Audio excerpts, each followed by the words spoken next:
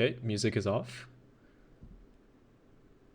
Can we hear Ubuntu, guys? Ubuntu, can you speak again? What's up, everyone?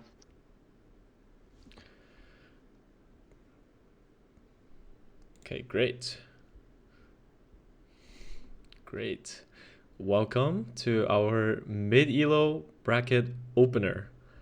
It's gonna be fish and fries versus the husbands.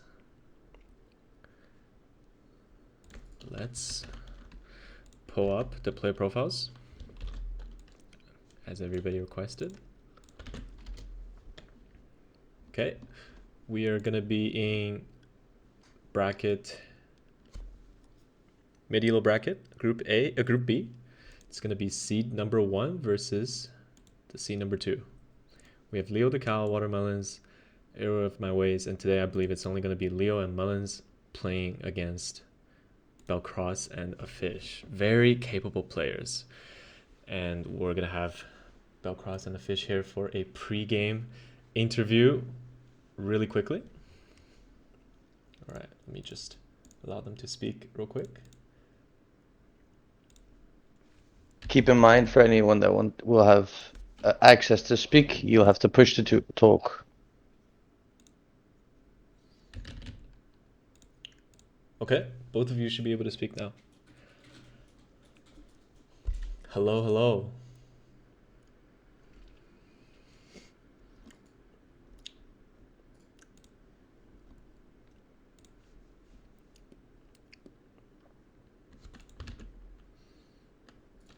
Okay, I didn't have a button for push to talk set, so I just set one very quickly. Hello. Hello, hello. How's it going? Doing well. Doing well. How are you? We are great. Really excited to start the tournament off. Really a pleasure to have you guys play against the other team for our opening set. Again, really excited to see you guys play. Um, let's get Yeah, Battle of the High Seeds. yeah, Battle of the High Seeds. Let's get started. Let's talk about the maps. I know you guys been practicing a lot. What kind of plans do you guys have in mind for this upcoming set? You don't have to spoil too much. Maybe you can just give a little bit of hint. Okay, we actually haven't gotten the chance to talk too much about the strategy. My personal take is that we are kind of thinking of pulling out all the stops because this will be our one chance of getting any upset points. Um, and like Yeah, in the whole group stage, I'm thinking that we're gonna try to do our best and then not hold anything back. Okay, great, great. Have you scouted your opponent at all? Yeah, here and there, just a little bit. Okay, so what are you expecting? Can you tell us? It seems like an interesting situation where our opponents for sure have more team game experience than me in particular. Um, so we're definitely on the lookout for that. And we're trying to kind of predict what maps they would prefer and then train accordingly, because we have our own strengths and weaknesses and our own map preferences for sure. Okay, great. I would like to add to a question to that. You say your own strengths and weaknesses. What do you think is a thing that you apply that helps Belkos, and what do you think is a thing that Belkos applies that helps you in these games? Well, yeah, I'm not sure how much I should like give away and Is Belkross here? but I would love to talk to him. me too, yeah. You might still be picking a mute button, push to talk button.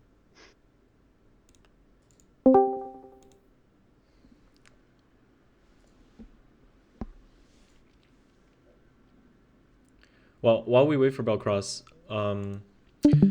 let's talk a little bit about the tournament structure and format. Fish, how do you feel about the format and just general insights? What do you think?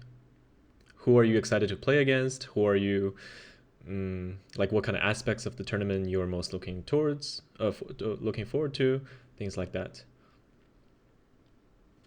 Um, so yeah, in my opinion, this is my first tournament in Age of Empires like ever. I'm really excited to be involved. I'm very grateful that the Discord is organizing this event and like giving the opportunity for a lot of players. I imagine I'm probably not the first person. I imagine I'm not the only person that doesn't have prior tournament experience. Um, so I'm excited for the format, like the strategy with drafting maps, analyzing other players. Um, and just for the experience. Yeah, great, great. Glad to hear that. We created this event with the purpose of welcoming new players, beginners, low elo, and just active server members in mind. Really trying to engage and build on this community. And just to talk a little bit about the format, in case everybody that doesn't know, for mid elo, which is a Fish and Belkross's bracket, they're going to play against each other team in their group only once.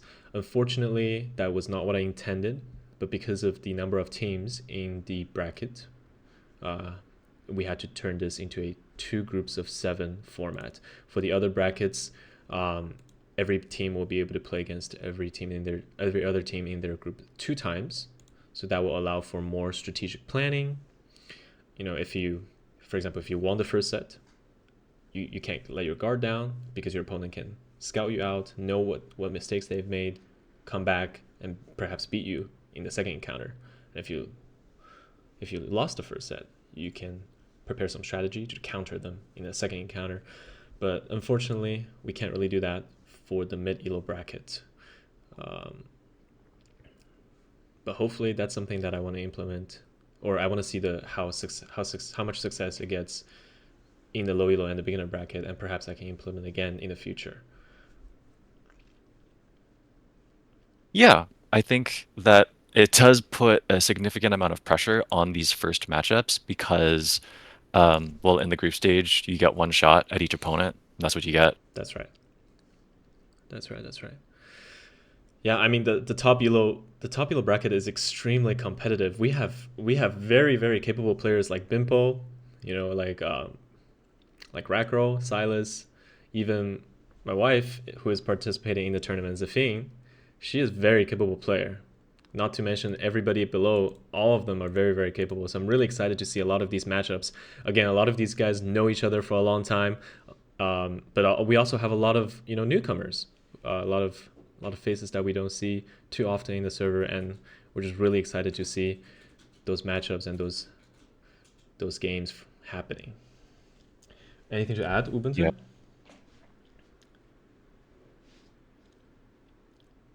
I was trying to figure out if Belkross had his thing fixed because I don't see the mute Yes. button anymore. I believe Belkross has figured something out, but I'm not sure if he's all the way.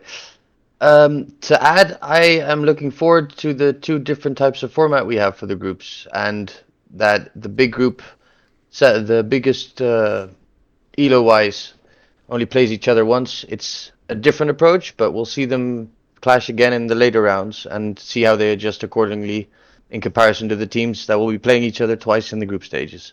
Mm-hmm. Belkross, are you here?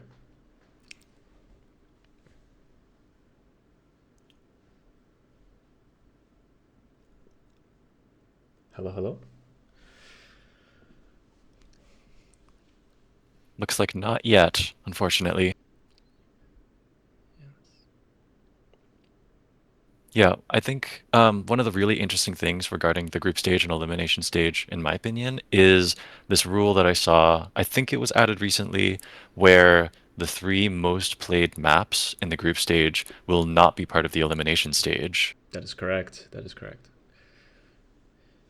Yeah. Again, one of the main goals for the tournament is to promote strategy planning, and I would love to see variety in especially the mid elo bracket games, right?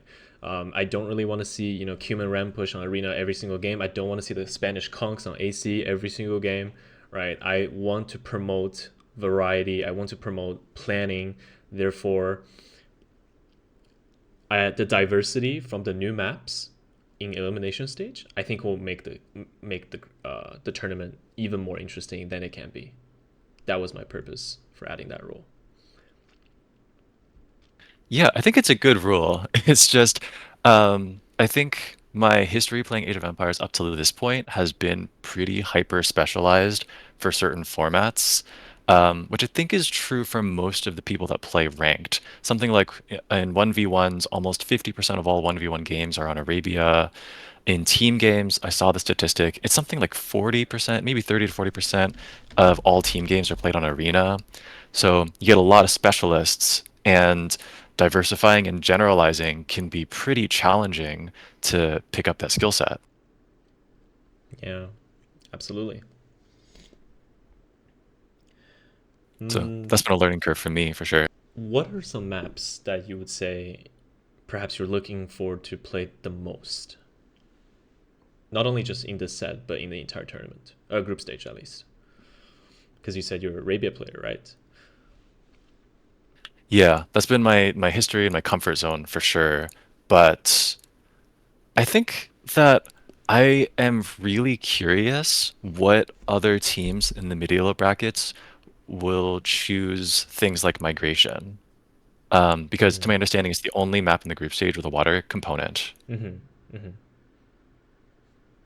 And I like very recently felt completely lost on this map, but since then have played some practice games, looked up some strats, and it's really rewarding to be able to diversify.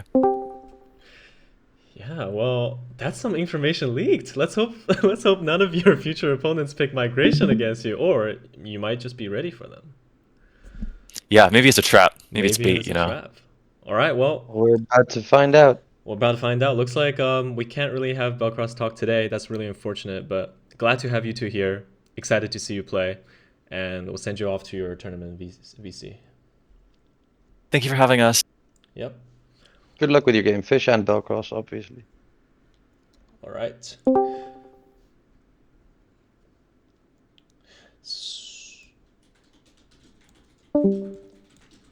So while we wait for the games and the draft to happen, let's we can just briefly look over the player profiles really quickly, and maybe we can make some comments. Maybe I'll answer some questions in the chat. Maybe me and Ubuntu can have some conversations about it. Let's take a look. So I have them all pulled up as well. Which one would you like to look at first? Definitely, let's start with Belkross. Very, very capable player. We know him for a long time now. Active member in the community. And a lot of games. A lot of and games. a lot of games. A lot of games. 5,600 games, guys. He is a veteran. He is extremely experienced. Very, very capable players. I rank him as one of the best players in the medieval bracket. And look at his experiences, right? We got hundreds of games played on these civs. Malians, Vietnamese Saracens. Not bad win rate at all. A wide variety of civ specializations as well. Don't see only archers, only cav civs. It's a wide variety of civs, and he's got good knowledge win rate on for a lot all of them. different aspects of the game. Very, very capable player. What about the maps? What kind of maps does he play the most? Wow. 1,000 Arabia games, 1,000 Arena games. But what about our tournament maps? Migration, Socotra, Hideout, Glade. Hideout, his third played map. Migration, I don't really see it. Only 6 games out of 6,000. AC, 200 games. So, I mean, besides Migration and what else? Socotra. I don't see a lot of Socotra under his resume. So maybe Fish was saying something, has some truth to his words. You know, if you pick Migration against this team, maybe you'll find some success. I mean, based on the stats, it does look like when there's water involved, the win rate goes down a bit. So, Yeah. but I feel like it might be a commonality across the players. I don't know some of the players well enough, but we're about to find out. We're about to find out. Yeah. I would like to compare Belkross and Mullins, or at least look at Mullins now. Have a Absolutely. comparison of the Can we two. make any comparison here?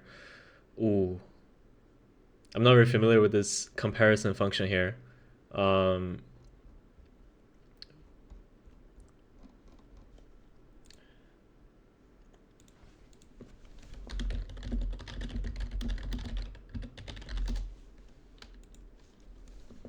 so while I just received information that draft link is out, so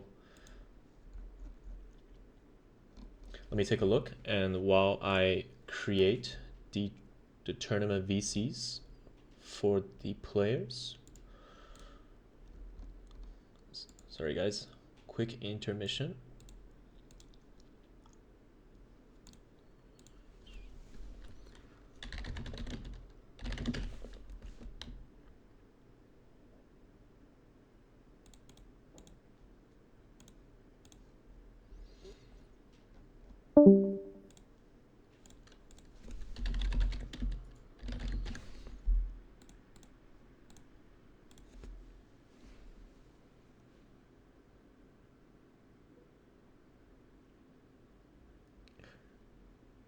Sick Trade says, you are practicing.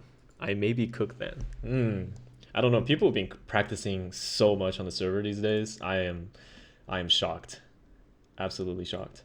Like, it's been, just from the team that I know, like Mr. Dude and Dixplay, they've been grinding out dozens of games. I think maybe 50 to 100 games within the past 2 weeks to prepare for the tournament. Very exciting stuff to see what they have for us.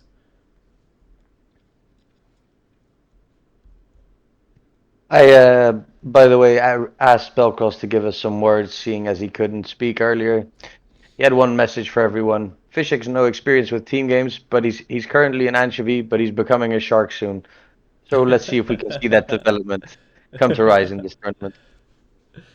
Yeah, excited. I haven't really seen Fish play too much, but from a brief look at his profile, he is a very capable player.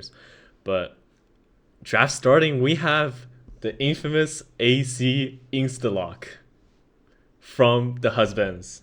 Your favorite map, Ben. And Arabia home map for Fish and Fries. Honestly, this is kind of to be expected, right? I played my first tournament ever with Leothecow and Watermullins, and it was a long time ago. I've only played maybe 2 or 3 in my life, but I played my first with them. Love my boys. They love AC. I love AC. Really excited to see what they can do and what strategy they're going to do. Migration ban from Fish and Fries. They really don't like migration. Wow.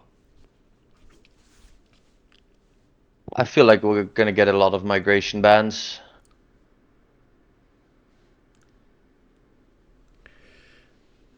Yeah, I actually agree. Yeah. Migration, like Fish said, the only water map or the hybrid map out of all 7 maps. And we're going to go with Arena being the admin pick, the neutral map on game 1. Just want to remind the players to have settings on public, spectatable, so we can actually see. Arena. What's your opinion on the first game, Arena? From what I know, Belkross, 1,000 games in Arena, not a force to be reckoned with, right? Like, he is very capable. For Fish, let's actually take a look at his profile. I wonder how many games he has on Arena.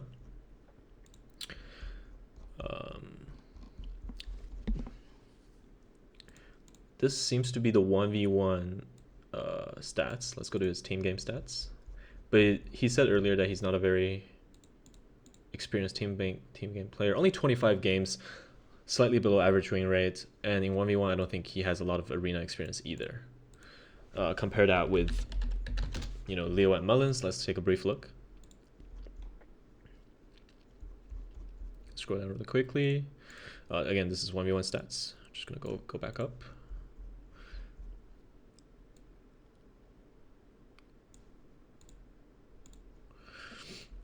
Yeah, Watermullins, more familiarity in numbers. Oh, sorry, Mm-hmm. Leo, I'm talking about more familiarity in numbers, but also below 50% win rate on arena. So I would say these two players aren't the most comfortable on closed maps. If I look at their other maps, like Black Forest, for example, or things like that are quite similar.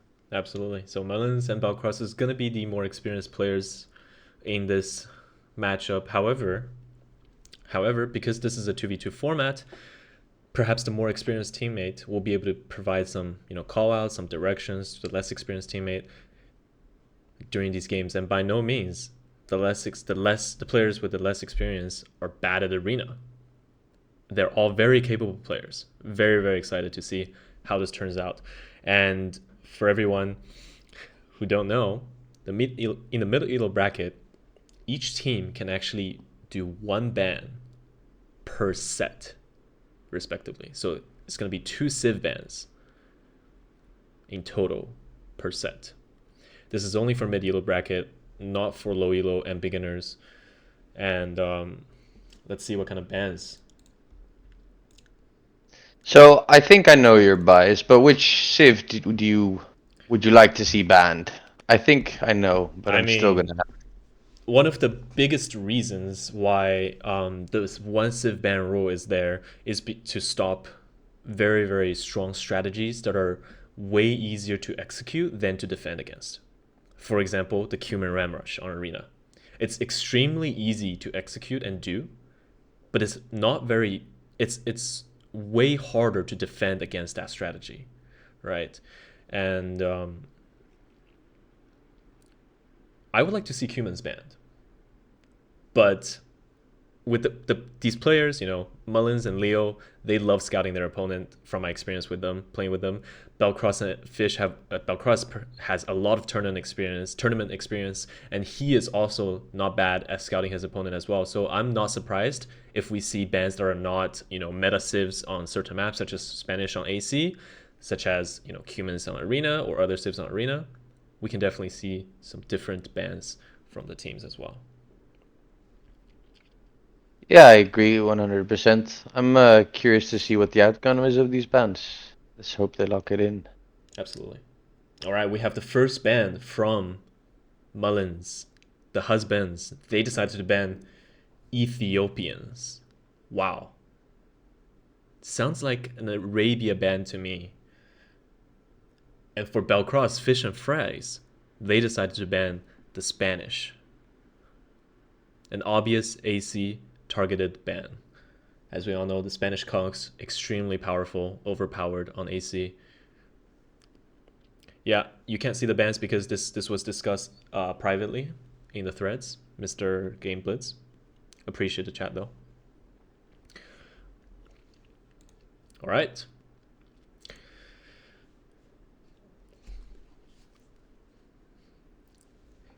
And we're just waiting for our game 1 to start up.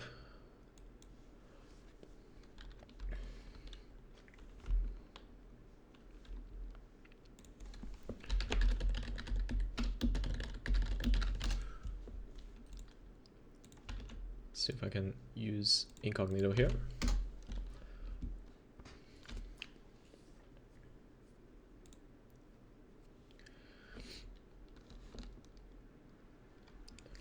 Can we get some hype in the chat, guys? First opening set for our Age of Noobs tournament. Let's go.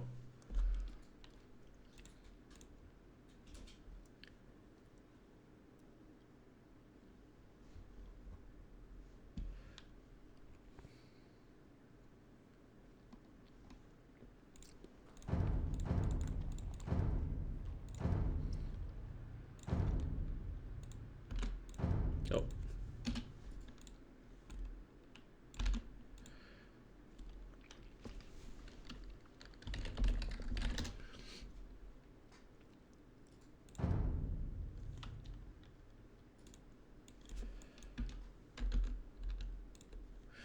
I wonder how this works. How this website works. Is it browser? Or is it here?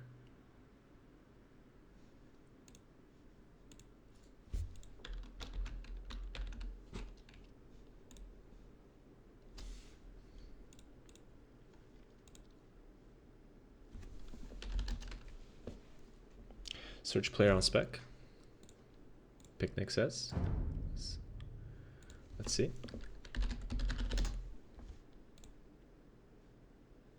Yeah, let me just make sure our players are all in tournament VC. Belkross and Fish are, but just want to make sure Leo and Mullins are as well. Nope.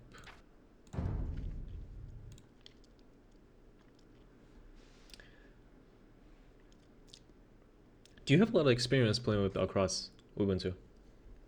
Or with any of the, the players in that regard? Yes, I have actually the most experience with Belkross and Mullins. I'd say more with Belkross. I would like to point out the lobby's up, in case you hadn't found it. It's called Battlegrounds Husbands versus Belkross and Fish. Okay, let's take a look.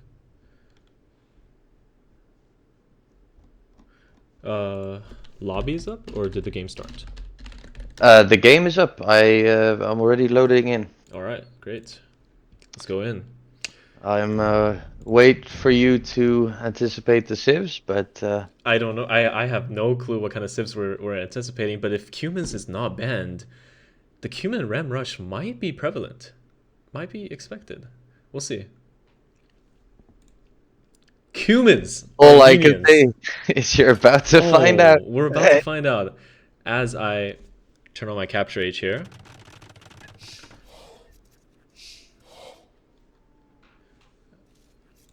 Okay, let me zoom out. So let's do some player introduction here. At player 1, we have Leothecow, playing as blue, the Armenians. Player 3, we have Watermullins as the Cumins. On the other team, we have Belkross on the red, playing as the Poles. And Fish in purple, playing as the Bohemians. Very, very interesting civs. We already know what is coming. Kind of. I would be very surprised if the ramp push is not going to happen in the set. How do you think, Ubuntu, that Poles and Bohemians, fare against the Cumin Armenian ramp push? I think the advantage the Poles have is that they are common civ that likes to tower on arena. They like to be the first aggressor, which is a good way to keep the pressure out of your base and get it forward. Downside is if your tower's up front and they go around and they come in with the rams, what do you do at home in feudal? So it might be an interesting situation. I do see Belkross going for the early boar, so it does indicate he is intending some sort of feudal type play. Interesting. But if we're looking for some sort of tower rush strategy, it gets almost directly countered by the Cumin Ram push in feudal age, And that is going to be pretty disastrous for the tower rusher. I think it's going to be interesting either way, because the Poles like to build up their economy behind to get the full work active. But yeah, a ram rush can throw root in the food. So I'm curious how they're going to plan around it. Are they going to be aggressive in feudal? Are they going to try an FG and get rams at their base? It's going to be interesting. Very interesting.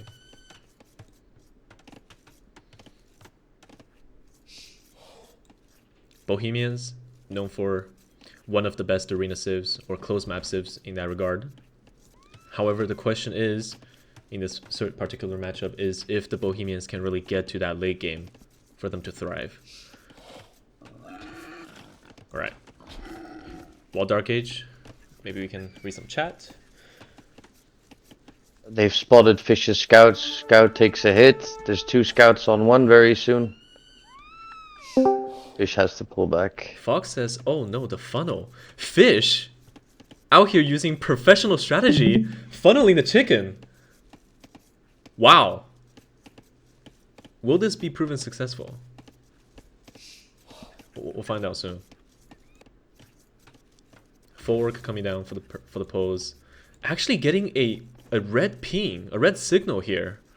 Interesting. So Belkross is signaling to Fish that he has the Cumin's player on his side. We see the funnel sort of working here, the first chicken coming in. Chef said don't you still need the scout for the funnel? I think the scout will speed up the process. Like if you use the scout to push the chicken, it will, you know, sorry, not the chicken, in this case the hare, the rabbits. It will trigger the push a little bit early. But so far, pretty decent dark age from both teams, with the exception of Mullins. 30 seconds idle time. Shouldn't be a big deal though. But I must 19 say, pop up from Mullins and 21 pop up from Leo. so Belkross is gonna match. Belkross is gonna match, which is good. Does give them the chance. But right now, both the scouts from Fish's team and Belkross have been hit and are disadvantaged. So they don't want to lose too much HP there before they can actually see what's going to happen in 1 minute. Yeah. So now the question is, for Belkross, he expects the feudal ram push, right? But what kind of unit is he opening? Is he opening scouts or is he opening archers? Either way, he will be facing under extreme pressure because of the, you know, the Armenians bonus, the feudal age being able to gain access to castle age longswordsmen, and then the humans in feudal age being able to gain access to the castle age rams. He's gonna use feudal age units to fight 2 castle age units. That's gonna be difficult. As we see the first scouts going down in the middle of the fight, and it looks like both teams are gonna go commit, and it's gonna be Belkross coming up on top. And this low HP scout, will it be proven impactful? Guys, will it be useful here? Perhaps it might just be quite useful for Belkross to scout out what is coming or when the ram push is coming.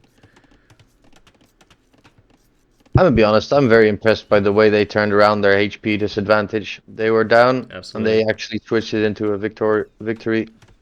As the scout at the base will have the information prior to it arriving. Can he see that? Probably not, right? Can he see that? He cannot. But Siege Workshop is coming up from Mullins right away. Or not right away, I guess. It's being a little bit late, but let's check his eco balance here. 11 on wood. No, 10 on wood. 3 on gold. And assume Belkross might scout the low HP Vil from Leo. Ooh, you might be a couple seconds ahead of me. Oh! Did he see it? Scout it? Yeah, it doesn't No, scout he doesn't see it! No way! What? He has no idea. It's coming. That there's a barracks there. 4 barracks.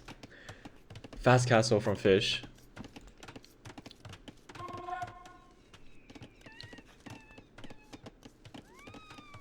First militia being trained from the Armenians player Leothecow. Fish is on stone. It's going to be a massive castle drop, but is it going to be an offensive or defensive one? It has to be an offensive one because seeing this forward barracks, they're going to be hard pushing Belkross. And if it's going to be a defensive castle, I don't know if Belkross can survive, or if Fish doesn't put the pressure onto Leo's base, I don't know if Belkross can survive that. The 2v1. But Belkross hasn't scouted it, so they don't know it's coming. Or Belkross. they might know. Oh, but Belkross has a lot of scouts. We see 4 scouts on the field right now. But are they any match against the men-at-arms coming out? I guess so, because as we all know, 1 man-at-arm beats 1 scout unupgraded.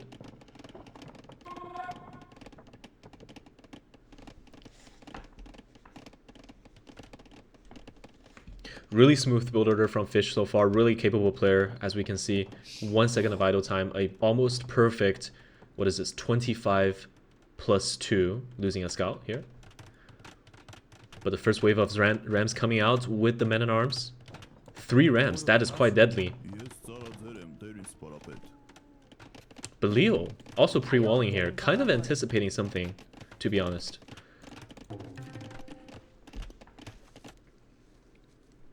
Men-at-arms gets garrisoned into the rams. Some of them will attack and move faster. 5 scouts, about to be 6 on the field for Belkross. But they are not scouting the rams coming. Yeah, I feel like you just need to have 1 scout per base at least, looking at the gates. That's right. Maybe he wanted to go support Fish for the castle drop, and indeed, he's going for the castle drop. And looks like he is walking towards the Cumin player's base. The Rams are scouted. The scouts are perhaps pulling back, or are they not? What's the reaction here from Belkross? Because this could be deadly without any walls behind, and it looks like he's gonna commit to the forward castle protection at least. But if Belkross pulls away his scouts now, the forward reveals from Fish might just be unprotected here, and we know that Leo has a forward barracks. Yeah, but only one longsword in that barracks. The rest are at front with the Rams. Is that 5 enough scouts longswords against to beat 4 these scouts? longswordsmen. Let's check the stats. Longswordsmen have 60 base HP, 9 attack. Leogard his +1 armor already. Scout Cav has bloodlines, looks like. 65 HP, but only 5 attack. This is not a good look. But the forward castle drop. How does green team... Watermullins actually followed up with a second TC after the first 3 Rams. That's really interesting. So he's not going all in. They are not electing for the all in strategy, but only for a quick push into Boom. I want to point out that Belkross' scout micro is phenomenal right now. He's dancing around those longswords, poking the Rams. Exactly. Yes, he's waiting for more mass. He's waiting for more mass to take this advantageous fight, and this is exactly what he's looking for. Having enough mass here, having +1 attack coming in. It looks like his target selection was a little bit poor. He was targeting the Rams at first. Perhaps he would have found more success targeting the longswordsmen, but these guys are just so tanky. They are 60 HP, 9 attack, and these scout cav only have 6 attacks so far. Yeah, but I don't mind it too much. Yes, he lost his scouts to the longswords, but now he can finally cleared up the Rams. The bushes out, and they have a castle in the opposing face, asking questions right now. And the first Hussite wagon's out on the berries, and now Mullins has to answer the questions. Exactly. I was extremely surprised to see this, like, sort of not necessarily all in, but like a small, small love touch, and then started like booming behind type of approach from Watermullins. Now he's stuck in Feudal Age. Leo is stuck in Feudal Age, even though they both have access for some sort of Castle Age units. But how are they going to deal with this forward castle in their face? Obviously, we do have the answer as the Cumin Rams, but it's not going to be easy. Instead of, being the initiative, being the attacker with the Ram longswordsmen, now they are forced to defend. And to be honest, let's look at the disruption they caused.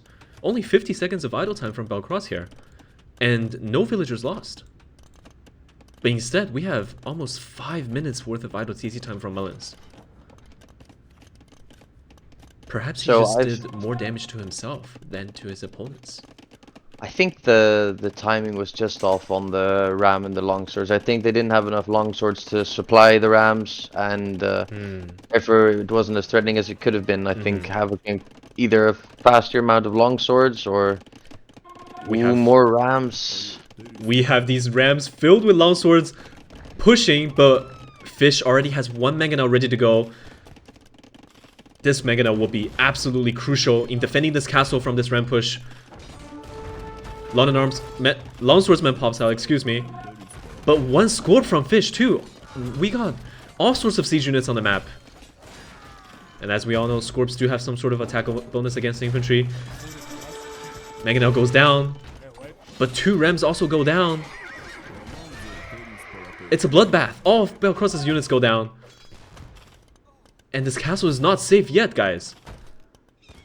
The longswordsmen, excuse me, they're gonna hop back into the Rams, increasing the attack speed of those units. 1 HP Hussite wagon, by the way, still shooting like his life depends on it. And another Mangonel. Another Mango might just stop this push altogether. Couple more scouts, upgrades coming in for them, soon to be light cav, attack upgrade coming in as well.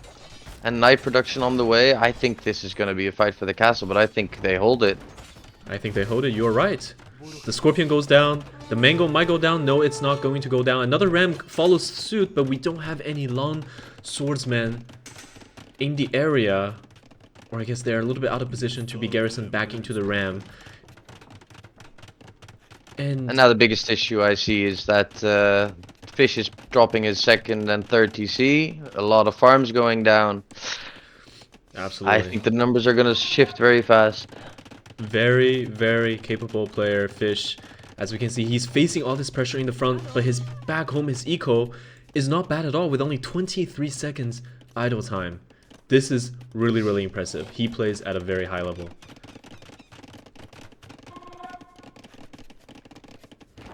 Castle Age from Mullins. He is smart enough to use the back TC for Castle Age click up. Even though he has 7 minutes of idle time, he still has the most amount of villagers in the game right now due to being humans able to 2TC boom. I would like to point out, Ben, in about 15 seconds we're about to see Castle Age two-handed swordsman. Wow. Castle Age two-handed swordsman. Can we see the stats on these guys? From 60 HP to 65, but from 9 attack to 12 attack. But the question is, can they perform any sort of melee attack? That is the big question. If they can't perform those attacks, the upgrade might just be not as useful as we may think.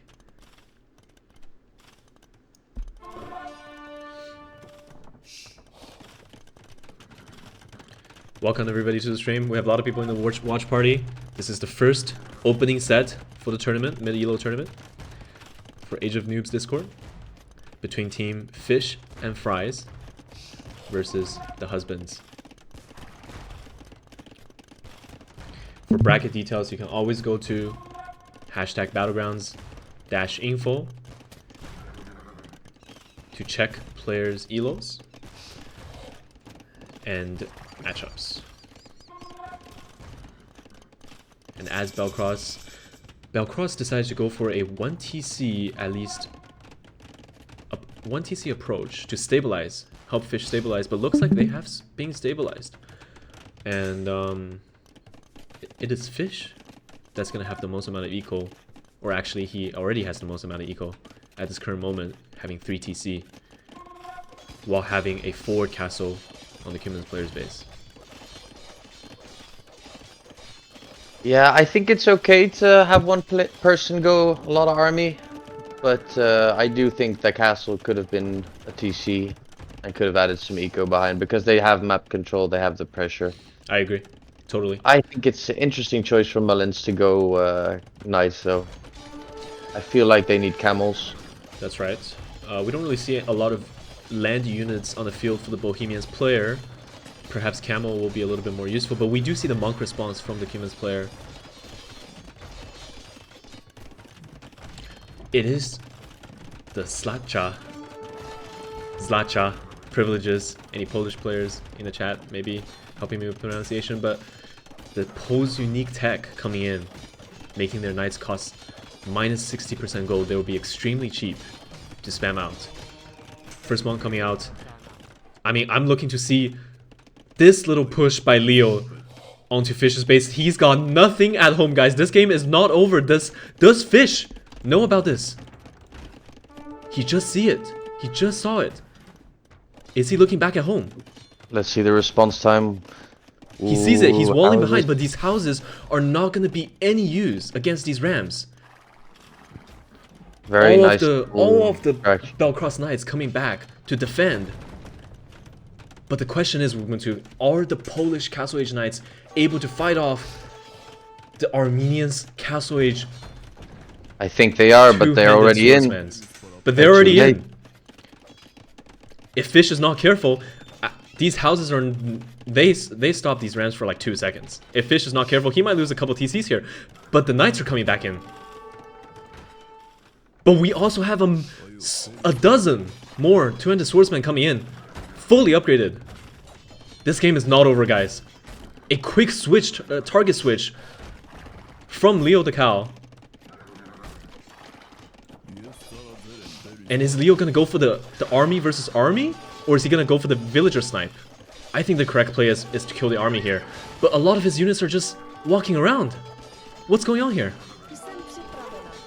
Looks like he's going for the TC snipe. The Imp TC completes Imp. But Fish, 80 villagers in Imp. The only thing he's able to click is chemistry. It looks like the knights are actually coming up on top here. Where are the follow-up two-handed swordsmen? They're back here. And the forward Mullins strike out with his knights group. And he's got 20 knights here. It looks like he's gonna go for this distraction. Yeah, they're going full on the castle at the front now. Yeah. Trying to push back. Good way to deflect the attention, Exactly. so they have the chance to put this push. Very good way to get yourself out of the situation they were kind of in. But it looks like the Armenians' two-handed swordsmen just are not on the same level as Poe's Castle Age Knights. Was it a better decision if Leo had went for help even, knowing that the post player is spamming knights?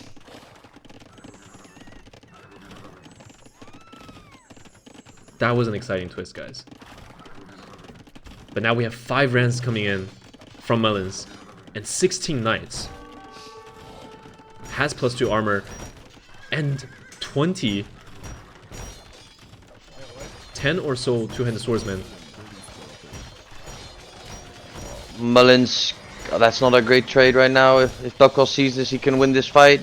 Belkross. But he doesn't. Or he's intentionally pulling half of his group away to fight the two-handed swordsman. Really strategic decision here. Guys, this game is not over. Look at the score switch. The score is neck and neck. 3 minutes ago, I thought Fish was gonna die. 2 minutes ago, I thought Leo's team had no hope. But now, the score is neck and neck, guys. Fish has hand cannoneer on the way. We're gonna have Castle Age champions, Ben. Castle Age champions. But Fish is taking into hand cannoneers. I don't think that's a good look on the long run, sadly. Hand cannoneer, we got 5 on the field, but we do have 4 range production from Fish, and he dropping his first siege workshop at base, which means his bombard cannon is gonna come out soon. But if Mullins stay on knights, if Mullins can keep up his knight production, he does have 100 villagers. He does have 100 villagers, and if he can make 40 or so knights, the hand cannoneer and the bomber cannon will not be a problem at all. Pikeman coming in, we're gonna see help from the Armenian player. Maybe I would have liked to see it a little bit earlier, perhaps. Perhaps the champion upgrade wasn't necessary. He clicked the champion upgrade, but he decided to switch away from it. And he's gonna go into help at this current moment. Leo's actually able to press up the imp at the same time, so good look for him right now if he sees it. Yeah, but the the question is the imp the best decision for him at this point, though? Because what do the Armenians get in imp when it comes to infantry upgrade, especially when he already has the champion? He wants his imp unique tech, but he doesn't have a castle ready to go. The way how he's getting pressure right now, he needs all his eco producing the helps, producing army to defend himself against this 4 castle drop from Fish. What can he get? The only imp upgrade he can take is the infantry armor and the infantry attack. I think you might be right. I think he needs to delay the imp, if I look at it right now.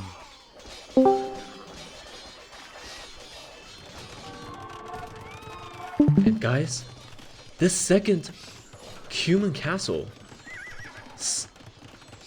right outside Cuman's player's base, but we don't have a lot of army on the field for the Husbens team right now, guys. We only have 12 army on the field compared to 65 from Fish and Fries. Yeah, Fish's side is pushed up. It's taking some acceleration, is speeding forward towards Blue's base. Yep, we see the first trap coming out. We see the two bomber cannon, about to be a third one coming out. And Leo's gonna be in a lot of trouble. He is 1 minute away from Imp, but all his army is already almost fully upgraded Imp. What can he get access to in Imp here? He's mass building barracks at home, but it might just be too late. The Imp click might not be the right idea after all. But it was great initiative from Leothecow and Mullins. You know, with their Feudal Age Ram push, with their target switch onto Fish mid-game after they realized they couldn't break into Belkross anymore. A lot of great strategy that we're seeing, but Fish is just such a solid player, man. Fish and Belkross, such solid players. The walls are delaying enough for green to pull up. They can hold a bit, but I don't know if they're gonna hold enough. I'm not sure. This is not enough numbers to push back against the post Castle Age Knight spam, and we're gonna see Wagenberg tactics from the Bohemians player. Their gunpowder units will move 15% faster.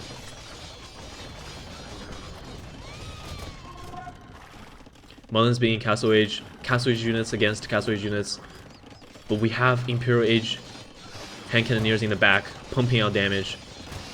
Guys, this might just be GG here for game 1.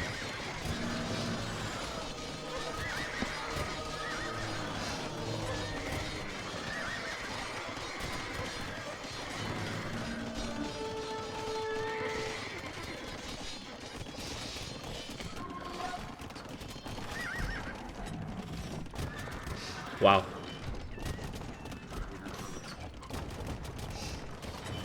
What a trigger finger to pull back there and not just run through it and try and kill everything. Composure, take your time, don't rush it. What do we call this in the FPS community? We call this the trigger discipline, right? Trigger discipline, trigger finger, yes. Correct. But don't give them too much time to get those halbs up now. Halb camel might be a dangerous. At this point, I would be happy to delete all the stone walls here, but we just don't have enough units on the field for the Husbands. Eco-wise, we still have equal amount of villagers, but military-wise, it's just not it at this current moment for the Husbands. Oh, I wish I could change their name here. I wish I knew how to do that. I'll absolutely do that for game 2. I think Belkross has realized that the army is dead and he's about to run in. The help's coming in. Again, we don't really see a lot of effects from the Imperial Age from Leothecow. He doesn't yet have Imperial Age upgrade. Does he still have his blacksmith? I don't think so. His blacksmith was destroyed. His Imperial Age click-up was all for nothing. They call it GG. And the GG cold. What a first game. What a first game. A double-sided attack. Fantastic performance from both teams, honestly. We see the strategy from the Husbands, and we see the fundamentals, the very strong gameplay abilities from Fish and Fries. Really exciting game so far. So, who stood out for you that game? Who stood out for you that game? Something that really stood out to me was this target switch attack onto Fish's base. Leo recognized that, you know, Fish only had a 4 castle, he likely had nothing at home, right? And then he went for this sort of attack. And it was honestly very successful, but the only thing that would have stopped him from completely killing Fish was if he had switched to Helb or Halberdiers, or even Pikemen, just about maybe 3 to 4 minutes earlier. I agree. I think the overcommit onto the champions cost too much time, while the halbs could have maybe earlier pushed them back a bit more, giving you more space to breathe and adjust. I can see that. Absolutely. I can see that. But yeah, that switch up in targeting, it's a good thing to have. Like, it's the most difficult if someone attacks you at the point in time you're trying to attack someone else, right? You now need to look at home and at front, and if you don't do either, you lose your vills or you lose your army. So you force them into this position where it gets kind of awkward. Yeah, it was a great attack. Couple of awkward positions. We had rams in the base. At the same time, we had a castle in the face. Scouts dancing around the rams beautifully with the long swords. Very awkward. Very. Yeah, absolutely. Let's look at the statistics here. APM wise, let's go through it. Belkross having the highest APM out of all of them. Honestly, I expect a little bit higher APM from Fish, but he proved to be very solid player after all, even with only 45 APM here. Belkross, we saw him dancing with the scouts like you mentioned, dancing with the knights. A lot of micro here. Very strong APM. Technology. Really good build order from Fish. You know that they practice this, so and so on. Even though we haven't seen a lot of arena games under Fish's resume on AoE2 Insights, you know they've been practicing this build order for him to achieve that 1 second idle time, 25+2 castle drop. Yeah, it's a beautiful build. Getting close to no idle time on arena is a good thing to get, but to Absolutely. achieve it in a game where nerves are up, it's a nice job. Absolutely. All right, let's move on to game two, which is going to be the Husband's home map, which is African Clearing. How can I change the team name for them? Is there a setting for that? Yes, you can go to casting Enable scoreboard. Best of. on the left. Oh, On the play all three. Perfect. We got it. We're going to be fish and fries for Belkross and fish. And Husbands for Leothecow and Watermullins. Ben, could you mute your Discord notifications? Because every time I try to unmute myself, push to talk, you get the notification, I think. Yeah, somebody said, Caster notes, can you mute your Discord sound? Let me look into it. Not too sure on how to do that.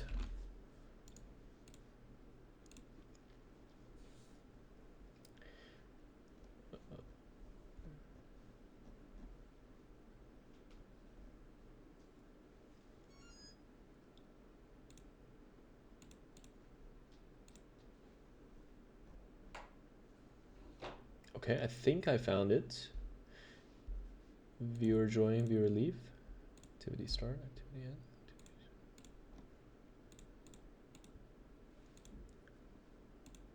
Okay, I think I did it. That sounded like it, I think.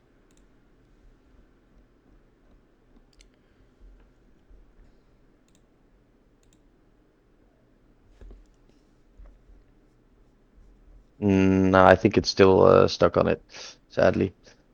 Really? Well,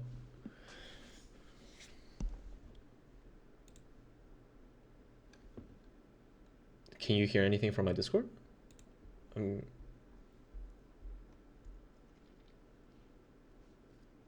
So you don't hear that sound when I push to talk, or do you? Personally, I don't hear it. Okay, then it should be good, I guess. All right. It should be good. So Ben, next map is your map. AC, also known as African Clearing. A nomad starts. AC. You know, I mean, it's not only my map. It's Mullins and Leo's map. They have tons of experience on it. They love that map. When I play with him, we play that map all the time, and they definitely have a lot of experience. Leo, very good at his unique unit micro. Very good at his FC build order rushes. I'm excited to see how they will play against capable players like Belkross and Fish. So we're about to see. But it's going to be an interesting match for sure. And as we wait for the new lobby link, Agent Paladin says, AC, let's go. Absolutely. AC, let's go. Can we get some AC hype in the chat, please? AC hype in the chat. Dark Magician says, boo. You know what map they are banning when they're playing their set.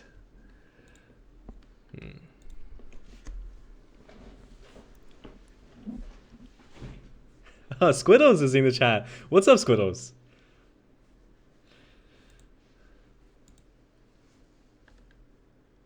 Squiddles, one of our contestants in the low elo bracket, I believe. Yes. He's playing tomorrow, if I'm not mistaken. Tomorrow in a couple of hours. Skittles, any words in anticipation of your set already?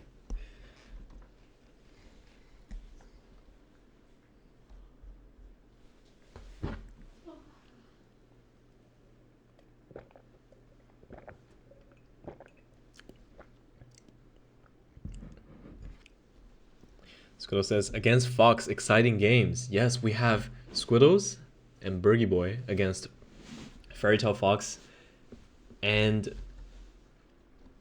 Grimcharm, all beloved members and active members of our server, opening for our low elo bracket. And the time seems to be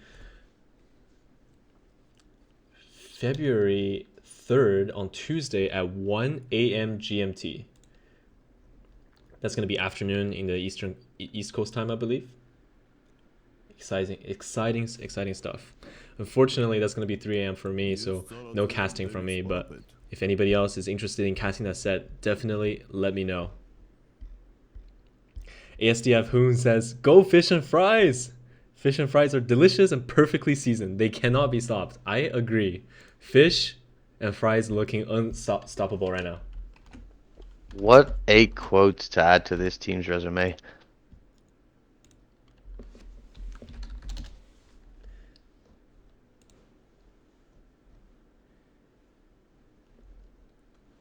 What a quote. Dark Magician says, "I want this game to go for a decided match." I agree. As we all know, our group stage, or for those that don't know, our group stage is going to be play all three. However, if the score is 2-0, the losing team can decide to forfeit game 3. However, if you forfeit game 3, it's actually kind of a disadvantage for you, because at the end of the day, the group stage ranking is determined based on games won, not the number of sets won. So you want to fight for every win possible. Inside information, I've scouted their lobby is full. It's in the lobby browser that should start any moment soon. Great. I am going to go to the bathroom real quick. I'll be back in a minute. Great. And let's get this game loaded up. Absolutely. While we wait for game 2, any last minute questions in the chat? It's up. And the civs are nuts. The civs are nuts. All right, let's see it. Let's load up.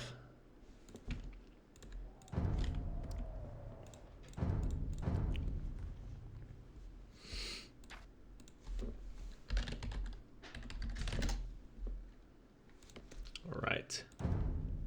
What kind of civs do we have today?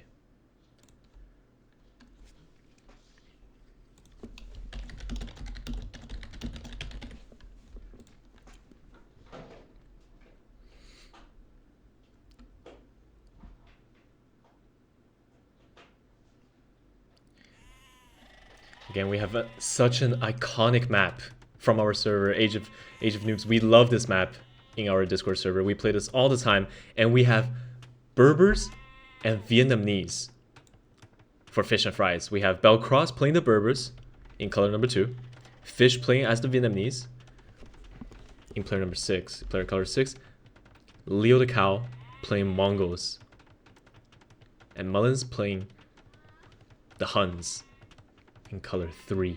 Very strong civs, Ubuntu. How do we see the civ matchup so far? Which team do you prefer a little bit more?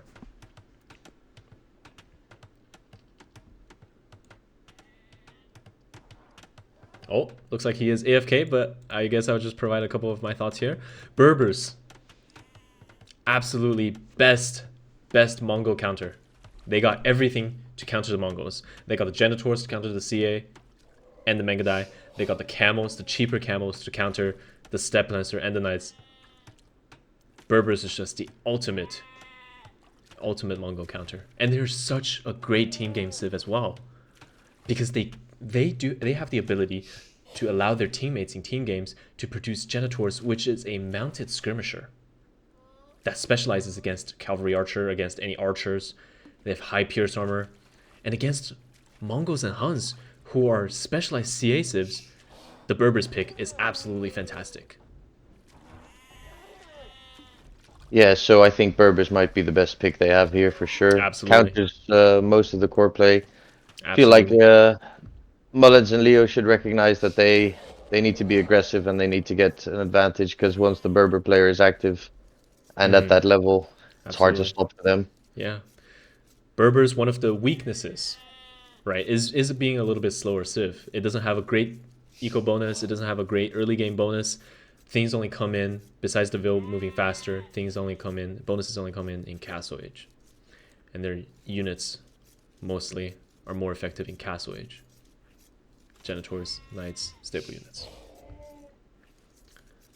But on AC, typically people go for FC strategies. Berbers Absolutely fantastic civ pick here. Let's talk about the Vietnamese. The Vietnamese being able to know where the opponent's TC locations are, very, very useful on AC. They already know, for Fish and Fries, they already know where Mullins and Leo are. And Vietnamese is not a bad civ at all. They got plenty of options. They can open scouts into knights. They can open, archers into crossbows. They can open FCCA. They can open FC castle drop into Rattens. A lot of viable options for Vietnamese on AC. Very, very good civ as well. So I think to compensate for not seeing the TC at the start, the Hun horse is doing its work. If you look at Mullins' scouting, it is reaching far and wide so far. Absolutely. Great scouting. Beautiful great scouting from both teams here. The Husbens scouting half of the map here. And then Fish and Fries. Pretty much a little bit worse scouting, but not bad at all. Also scouting about half of the map.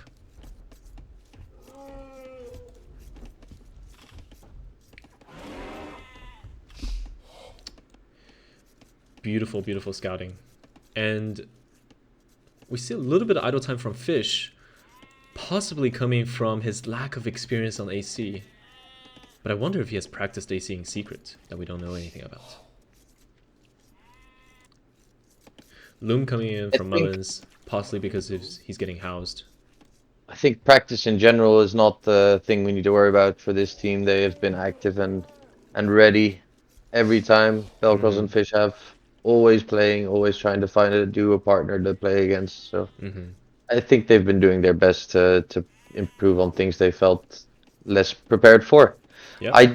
I am curious though if Belkross's TC position might be an issue on the long run with the wood income. Absolutely. Because he's going to have to readjust his wood line eventually. Absolutely. We'll see. Yeah, on this map, for people that don't know, African clearing, the wood lines is on the outside of the map. In the middle of the map, you only get a couple small trees that do have 200 wood in them instead of 100 traditionally. So the general strategy is obviously dropping a TC near a pond next to the outer wood line so that you can move to the outer wood line relatively quickly and be somewhat protected. But it looks like an 18 build up from Belkross. No loom. He's very confident with it. Obviously, not a lot of Dark Age regression from his opponents here on African clearing due to nobody having a starting scout. Only 4 seconds of idle TC on an 18 pop is also quite neat. Nice build order. Yes. And one thing I do know from Belkross, he likes to have his scouts on the map. He likes to progress his scouts into Castle Age and get this nice little eco behind it. Don't rush it. Just do it kind of step by step. Yep. Mr. Delmar says, Imp Skirm for Berbers is neat. Do they have a Skirm-centered unique tech? I don't really see a reason for making Imp Skirm when you have the Genitor option. It being a little bit more mobile. Do they have a unique tech related to it? I don't think so, because their Imp tech is Camels regenerate HP, and their Castle tech is Team Castles work a little bit faster. Belkross is up. His barrack timing is perfect. He's dropping his first stable. Everything looks fantastic, guys. Double bit axe coming in. Really good fundamentals from Belkross showcasing here. He's going to try and punish 2 people trying to FC, but is he going to be able to find value is my question, because they are compact bases close to their wood lines. Exactly. They both have a mill that's a bit further out, but pull those vills and you're kind of secure, so I'm curious how this works out. I think Mullinsville's a little bit unprotected, but he's going for the 23 FC strategy here. I think Leo is very protected, but I don't know about Mullins. And seeing Belkross's uptime, they know for sure scouts are coming. And he has a low HP Vil on the forward mill. Ooh. Might Long be a distance snipe. scoring another elephant. I mean, the first scout is already out from Belkross. He's waiting for his second one. He's queuing up his third one. Mullins pulled the Vils. He's gonna be fine. He pulled the Vils in advantage. What an awareness. Close it I off. love it. I absolutely love it. Now he's gonna make his base extremely compact so that any scouts can't get in. And he lured this long distance elephant. That's gonna help his economy tremendously, guys, for his Castle Age CA play. Because right now, he has almost no access to food besides this one little pond of shorefish here. And he's gonna wall in his base. Such a compact base, Ubuntu. Such a compact base from both players. But he has everything he needs. What do Huns need? CA. What is CA? Wood and gold. What does he have? Wood and gold. Wood and I gold, feel like and how we actually can- see Fish going for the scout opening as well. Double scouts. But they might not find as much damage as they have expected with this current configuration. And the Castle Age units from Leo and Mullins might just wipe those scouts out easily if they're not careful. So what are you expecting from sorry, not from a fish, from Leo? Are we Well, we already expecting see a double range CA? coming down. We know the CA is going to come up Double already. CA. Right. He's going to go for the 2-range CA. He's getting fletching. He's getting gold upgrade. A lot of great stuff. Both players 1 minute and 30 seconds or so away from Castle Age, and these scouts from Fish and Belkross didn't really find any value. And instead, they might have costed themselves some idle TC time. Whereas the FC players, TC's being generally pretty efficient here. And you were talking about the wood on the Huns earlier, but he's still pulling in sheep with his horse scout. He's still pulling in food. He's Huns, still busy with it. such an OP civ on this map, with the honey cores being able to scout. The spear coming in on the wood line. Yep. They Let's wake see the up. reaction from Fish. Absolutely fantastic reaction. Pulls away at the last second. One spear is nice. Perhaps not needed, but does drive away the attention from the scouts. It's going to be knights from Mullins, looks like. Interesting. He's getting the defense upgrade. Interesting. Okay, okay. I don't really mind it because, again, you don't really want to go pure CA against the Vietnamese and the Berbers, right? It would be a horrendous idea if they just go Elite Skirm and Genitors. Like, it would just... I agree. My question is, how many knights can he sustain? That's right. He has no farm eco right now. He actually has 0 on food at this current moment. He can pop out. He can queue 2 knights. But I think that's about it.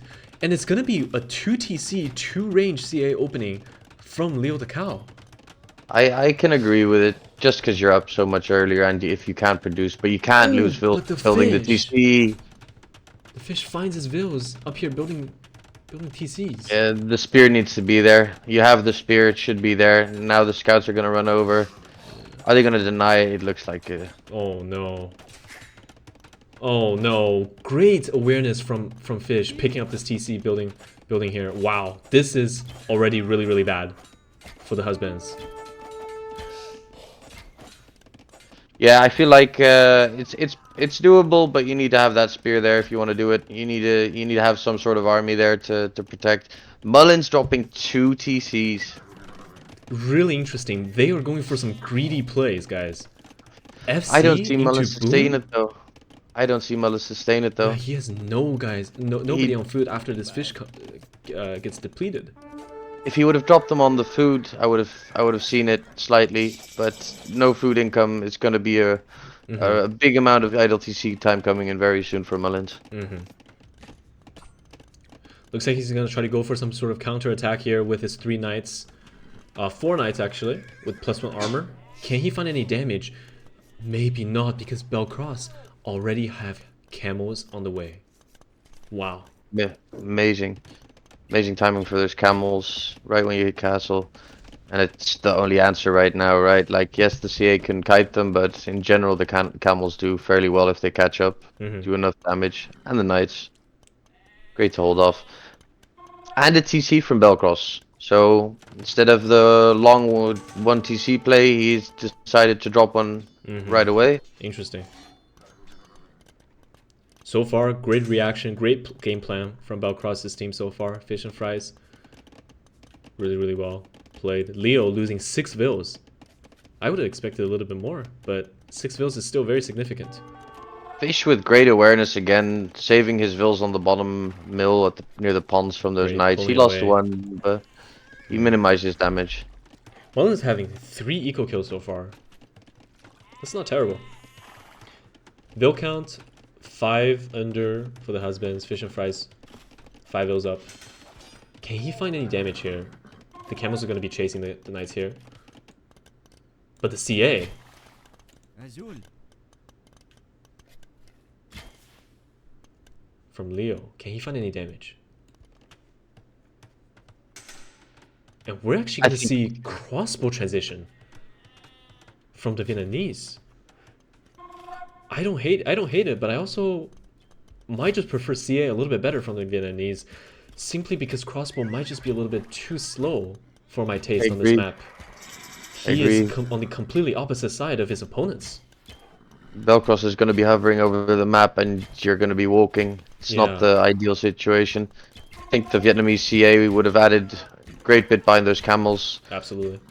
And they're working well together, Mullins and Leo. Stuck on that TC. Trying to suffocate it a bit. It's Absolutely. We see the early university for a while now, but Leo wasn't able to sustain or able to click the ballistics upgrade. That's gonna hurt him. That's 200 wood wasted slightly. Putting a lot of pressure here, Leo and Mullins. I would love to see some sort of siege workshop perhaps to put even more pressure forward. Maybe they're just building up momentum, and that's completely okay. We see 4 crossbow on the field. I think Fish needs to watch out with them though. You need to mass more. You can't lose these early. That's right. You need to get numbers. And Mullins should be able to know that this is about the time for him to get +2 armor on his knights, seeing the crossbows. Because without the +2 armor, he will struggle quite a bit if the crossbows gets masked up, and he does click the +2. Vill count.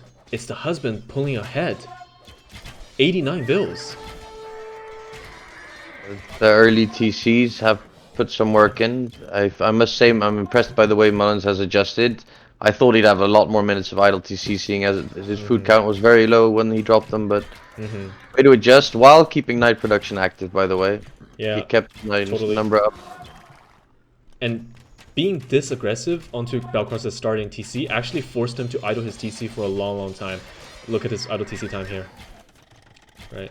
And if he's making bills from his starting TC, which I don't think he is. Currently not. Currently not, but his eco has been idling for a while. Mullins, I think, lost his entire army here because he wasn't looking. It's a good snipe from them, to be honest. That's what you needed to relieve that pressure. Exactly. I do feel like they need to take this chance to go forward somewhere and apply pressure, because we need this pressure out of our face in this situation. Mullins with the 4th TC, by the way, so he's gonna skyrocket really fast. But what do you think about Hun's Imp? I think the Paladins will clean the floor, will wipe the floor if Belkross doesn't have enough eco, which in this case, he only has 36 villagers, guys. 36 villagers. That is half of what Mullins have. If Mullins just spam knights at this current moment, Belkross is not going to be able to keep up. The amount of pressure they had early game really put Belkross in the back foot.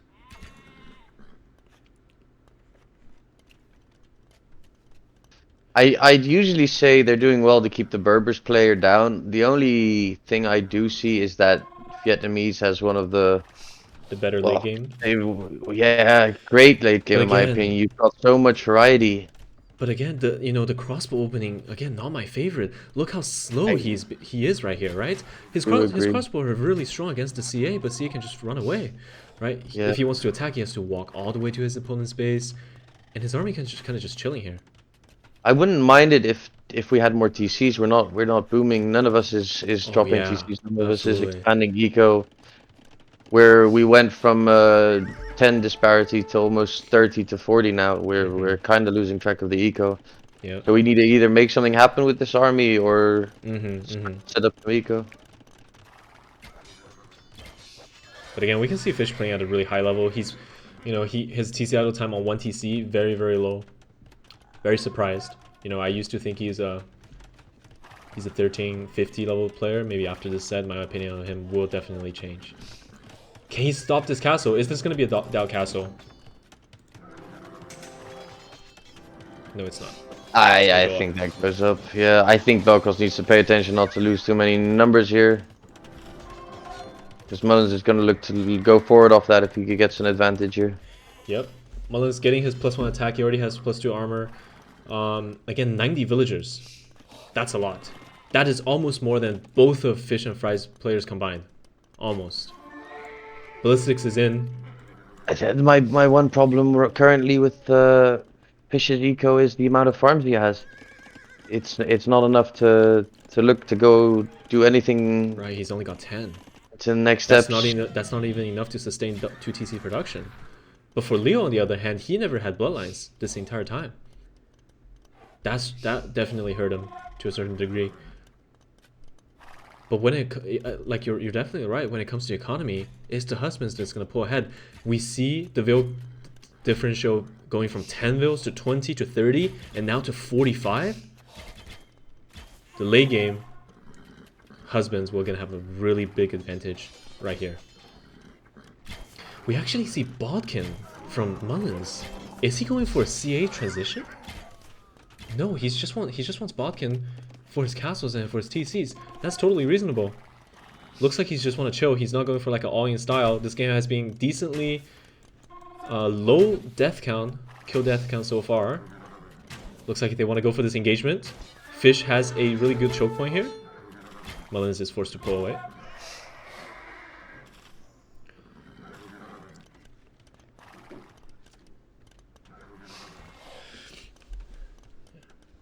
But the early aggression on Belkross has really been effective here. He never was able to recover too fast. 55 villagers right now, 10 military units on the field. And now we reached a mark where Mullins have more villagers than both of his opponents combined. And he's gonna go for a wide stone wall around his base. Wow. I don't hate it at all. I think it's a very good way to prevent raids, make sure your eco stays at this advantageous point, and he's clicked up to imp. Leo gonna run into the crossbows here. Yeah, I didn't expect that to happen. I was hoping for a bit more activity with either the Knights or the CA, but this wasn't the activity we were looking for. He's down to 6 CA on the map, on the map, and he wants to get Thumb Ring. I actually don't like that decision too much. Right. But then again, how long is it going to take for these crossbow to arrive at the door? It's going to take forever. Right. Too long. Way too long. They definitely serve the purpose of defending Belkross somewhat and defending himself somewhat. But they've been able to do no damage so far. Fish and Fries were not able to do any damage this game due to, Belkross being pushed, and then the crossbow, even though in great numbers, the low mobility of them.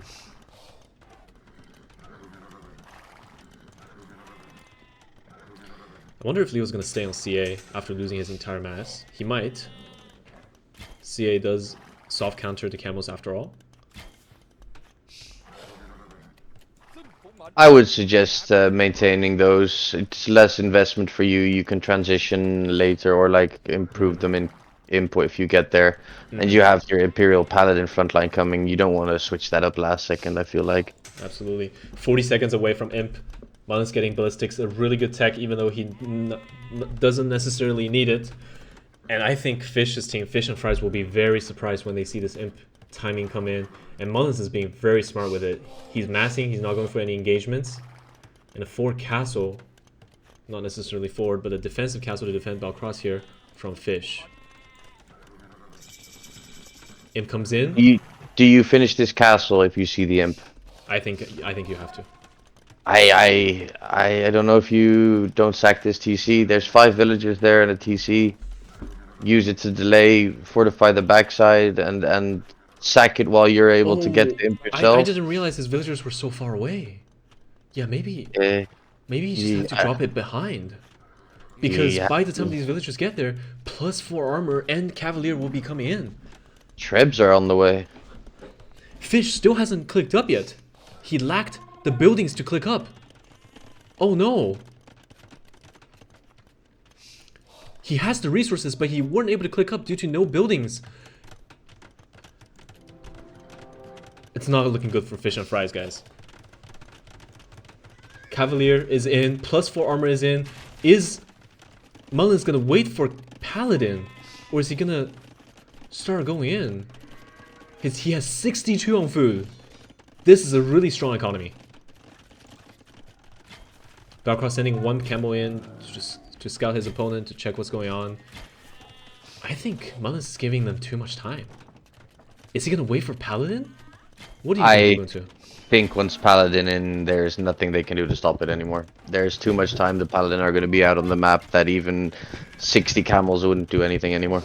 Yeah, Fish just clicked up to Imp. He was lacking the buildings. He had enough resources, but he just wasn't able to click up.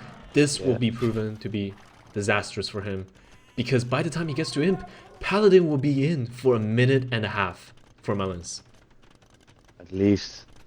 I think this is the point in time you can just send the CA right at the back and just have the Paladin do the front work. Absolutely. There's no way these two armies are stopping it. Absolutely. CA pushing the camels back a little bit. 3 trebs. Trebbing down the forward. Castle from the Vietnamese player. Leo also hit Imp, unlocking Bracer chemistry right now. He doesn't have a great amount of CA on the field, however. Only 20.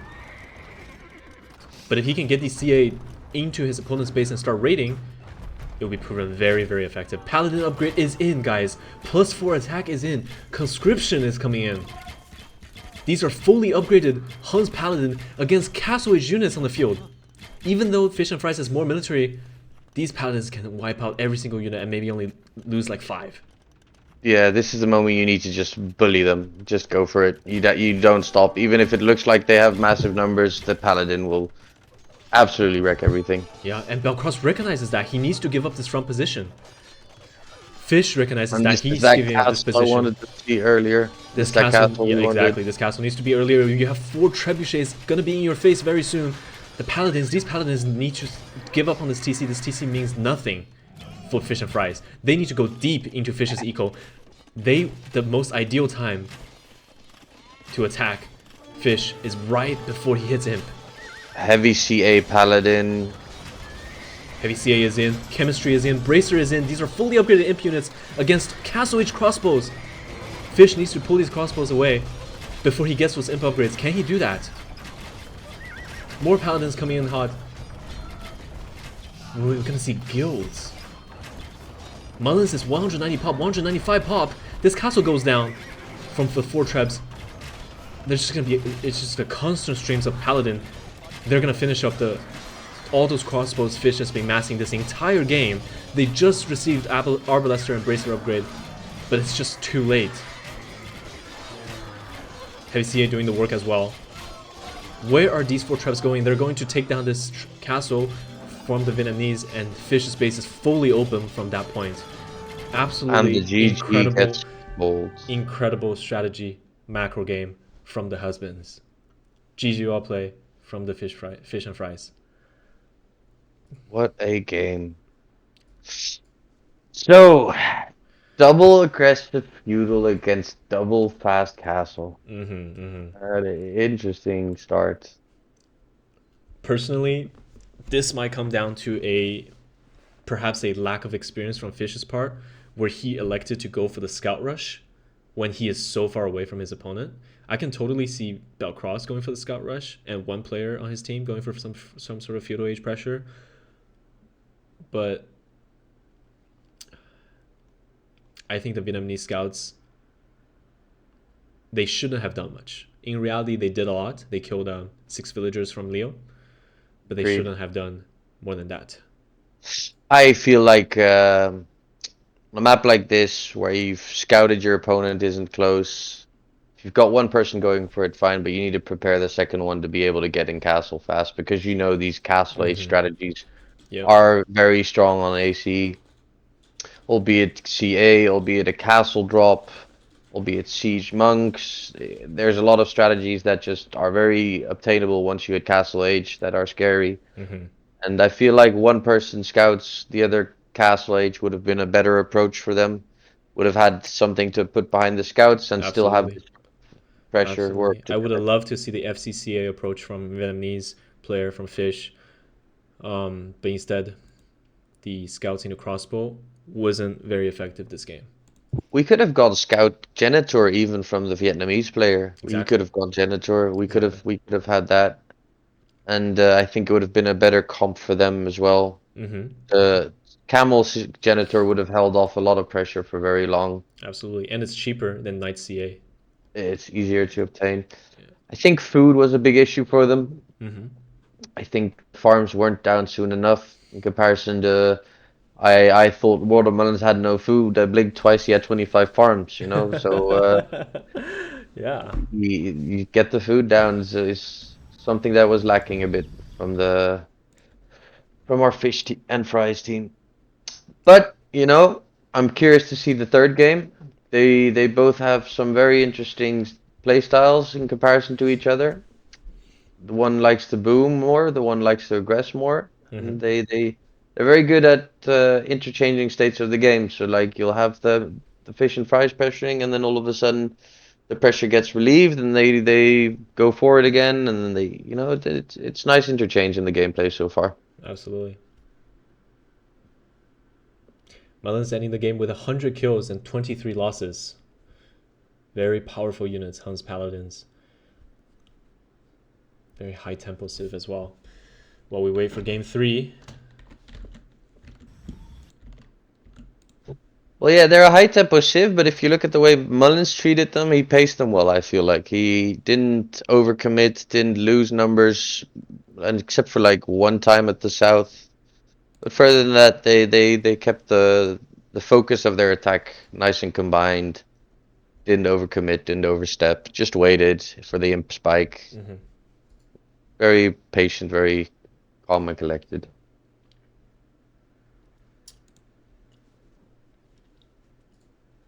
Very well played. All right, the third lobby link is up.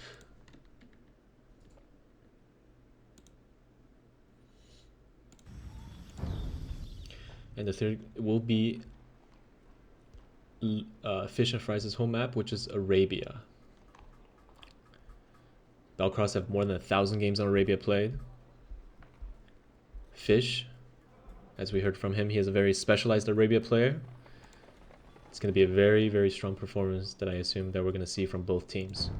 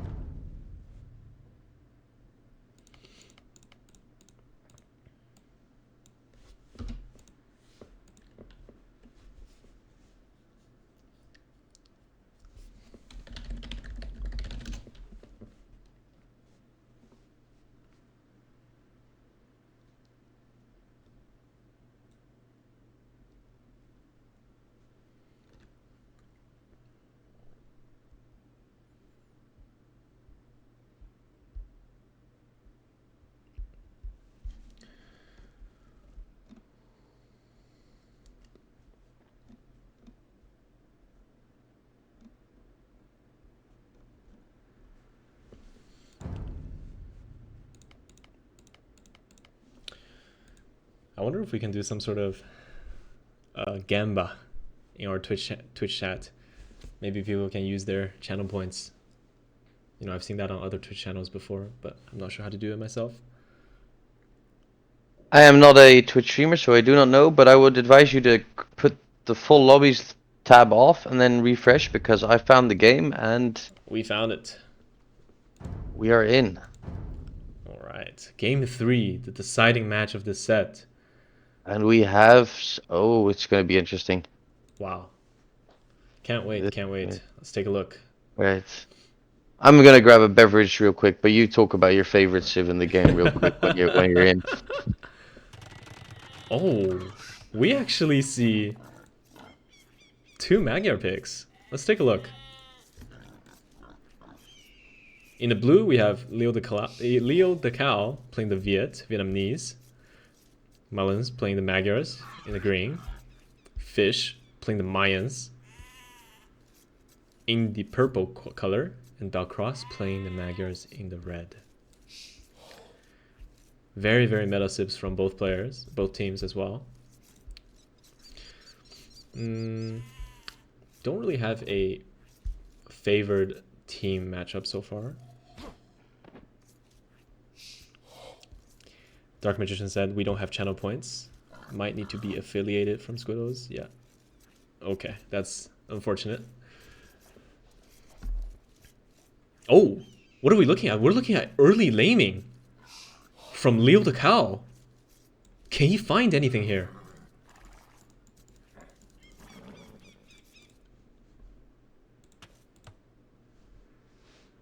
He found 2 sheep already.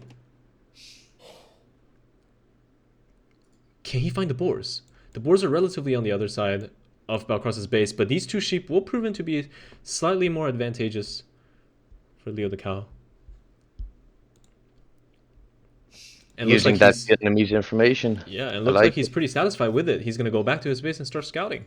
He's happy with the 2 sheep stolen. Not going to commit more tomfoolery. I would think taking it from the Magyar player is good. Taking the sheep, just making that scout rush a bit less. But do you think it's going to help a lot against their cheaper scouts? I think... Not really.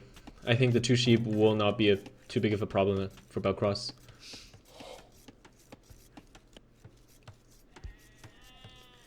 Even though Magyar doesn't have a crazy civ bonus, if he's opening scouts, his eco will still be very decent. Sounds Squirtle says Belkross still have 4 deer, and he's exactly right. He's pushing. He already pushed in his first. He's gonna pushing 2 more, or perhaps 3 more. He's already on the second. It's a good injection of food that he's going to get there. That's right. So, but I have a different question for you, because we have a mirror in the scout player, the Magyar player, but on the other side we have one of your fortes, the Mayas, one of your favorite stays in the game. So, what do you think of the Mayans versus the Vietnamese? Sounds like a rough matchup. To be honest, Ubuntu, I think this game comes down to which team has better teamwork. Because both teams have such meta civs, right? We have the Mayans, we have the Viet being the meta archer civs, we have the mirror Magyar matchup. I think the civ advantage is not very significant on either side. I think the macro, the army decisions will be way more important in this particular matchup. I can see that. I just think once it gets past late castle, if it gets to late castle age, that the late game from the Vietnamese does excel past that of the Mayans. I agree. But it's all up to. I'm curious to see these feudal ages. They're both aggressive teams. They both like to fight. They both like to put army numbers out. So I think we're gonna have an interesting feudal on our hands here. Everybody pushing in their deer. We're at an elo where pushing deer is very comfortable for everybody, with almost minimal idle time.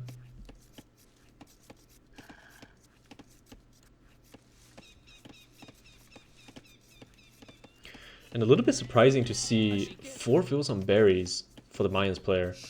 And he's going to go for a very special build order here. He's going to go up 22?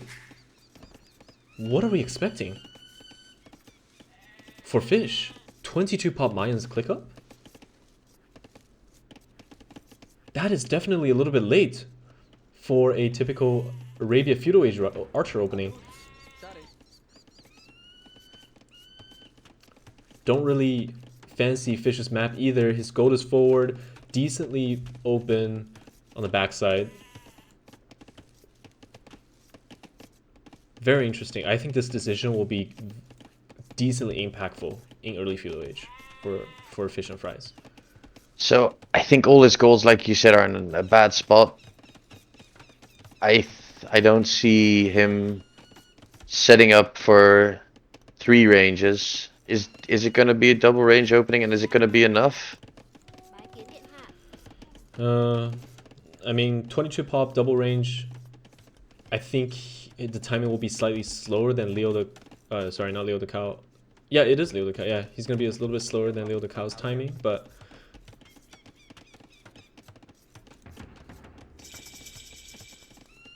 we're still at a level where nobody plays perfectly. But a little bit curious about this 22 pop opening from Fish. Mostly due to, I think, more than one villagers on berries. First range coming down for Leo. First stable coming down for Mullins. Stable coming down for Belkross. Gonna do a little bit of harassing here. Either little taps just to delay. Little tap. Leo being extremely greedy, pushing in all 4 deers. Double range from Fish. Yep, as we expected.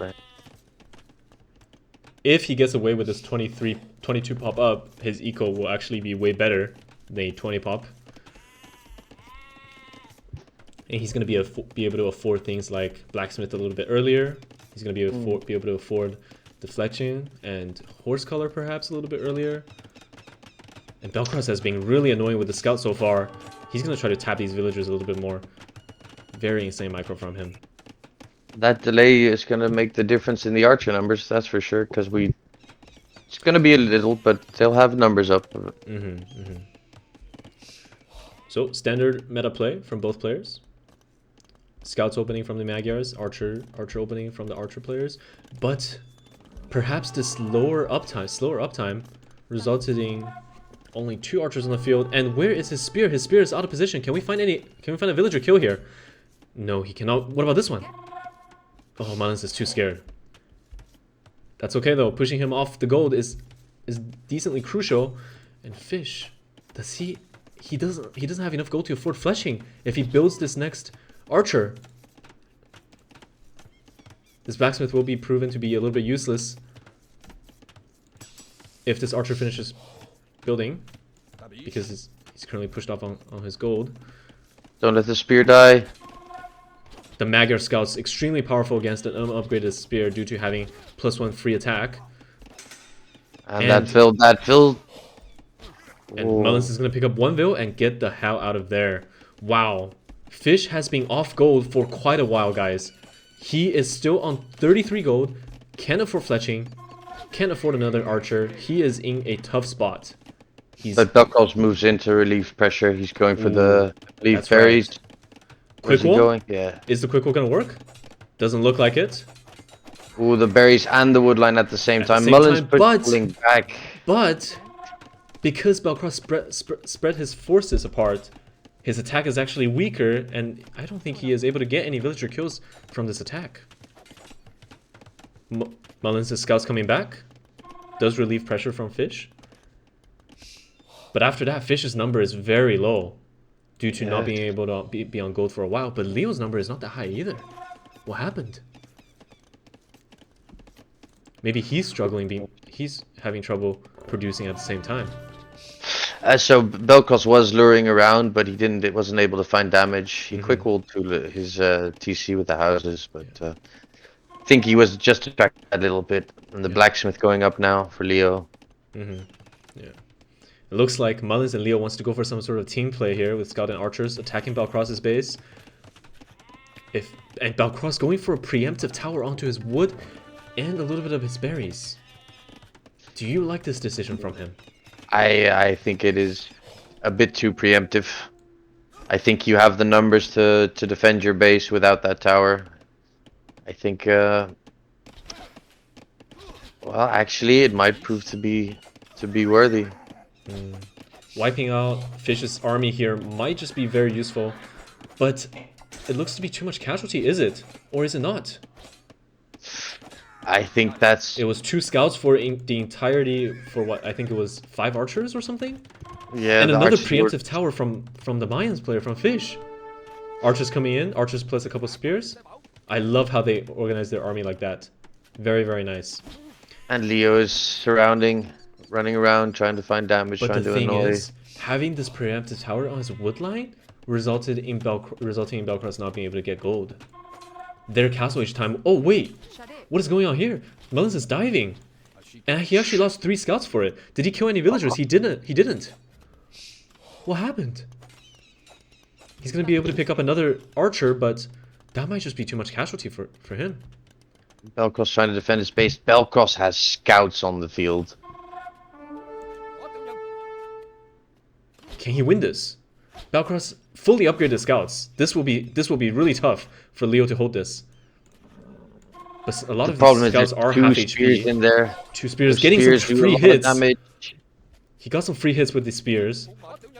1 scout goes down. Looks like he's gonna commit. A lot of these scouts are low HP. The scouts micro, but they are +1/+1 armor and attack. Mullins 4 scouts coming in hot to assist Leo's. No, I think this is. Ooh, actually no. This is looking All like of Belkross's scouts are extremely low HP, and 9 scouts go down to 2, and Belkross still weren't able to go on gold at this current moment.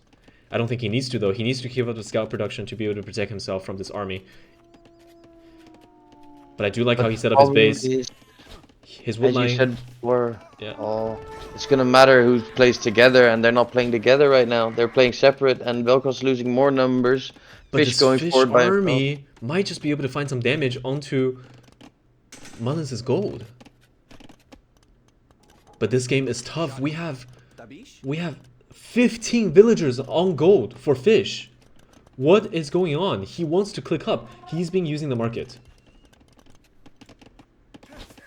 He's going to be able to pick up 3 vills from Mullins. That's quite big. But Belkross did suffer a little bit. Mullins pulls his army back to his base. I don't like the pulling back of the army twice. I think Yeah. you reinforce with you have. He has 2 at home. Reinforce with the 3rd and the 4th. Just keep your vills alive. Yep. And keep that pressure forward. I don't like pulling your army across the map twice in a row. Yeah. Looking back, maybe a preemptive tower on the gold might be useful for Mullins here. Belkross is gonna go on gold, drop a market, try to click up. Fish is already up, abusing the market. The Mayan, 15 villagers on gold, 17 villagers on gold in feudal age, by the way. 17. Oh lord. Oh lord, yeah. Oh lord. How many ranges do we add before we hit Castle Age?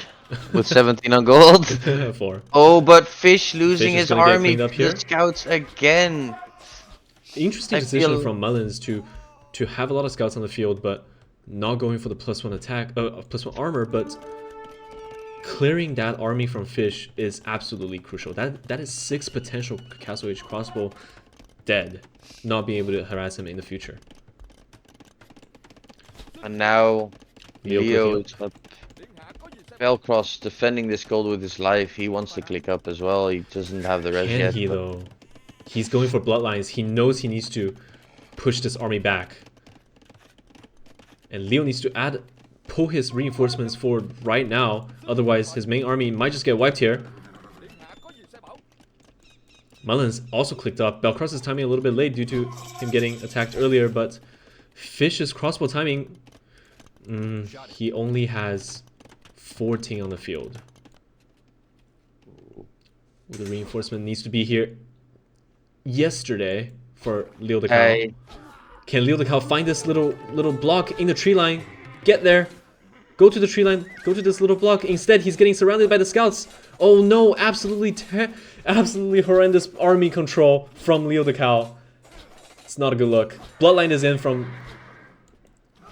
Look what happens now. Mullins out of position, and look what's walking to his base. There you go. 10 crossbow. These palisade walls are not going to do too much against the Castle Age crossbow, but it looks like the crossbows are going to walk towards Leothecow instead. I don't hate it. I don't hate it, but Mullins lost all his scouts to the fully upgraded Belkross scouts with bloodlines. These scouts are extremely strong. He's been full feudal committing, and the crossbow and the fully upgraded scouts are gonna hit Leothecow's base any second now. I think he made the right decision committing like this to feudal. Perhaps, But they need, but for the time being. but Leo is walking forward. Leo's walking forward. He has to pull back. He doesn't see. He has to pull back. This fish attack from all the way across the map is about to hit the main gold from Leo, and Ballistics is in 15 seconds. How many vills is he losing here? Does Leo see this in time? He sees this. University denied. Oh, Belkross is running through. But his main gold! and he just Oh no, rolled it this off. might just be disaster for Leothecow.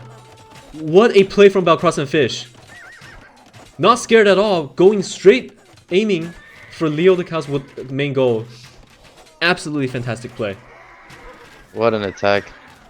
Beautiful, Now keep beautiful in play. mind. That is 13 villagers down at least for Leothecow. That is tough. And Belkross is clicked up. So, what I think is Belkross is gonna keep those scouts alive as much as possible, try to get those crossbow out of there and get the light cav upgrade. And then harass with them. But this is a great hit right before That was a great any hit. significant castle age timings come in. Wow. And CA Fish transition. with 10 seconds of idle TC still. This Very, guy does very not solid know what an idle town center is. It's crazy. Yeah.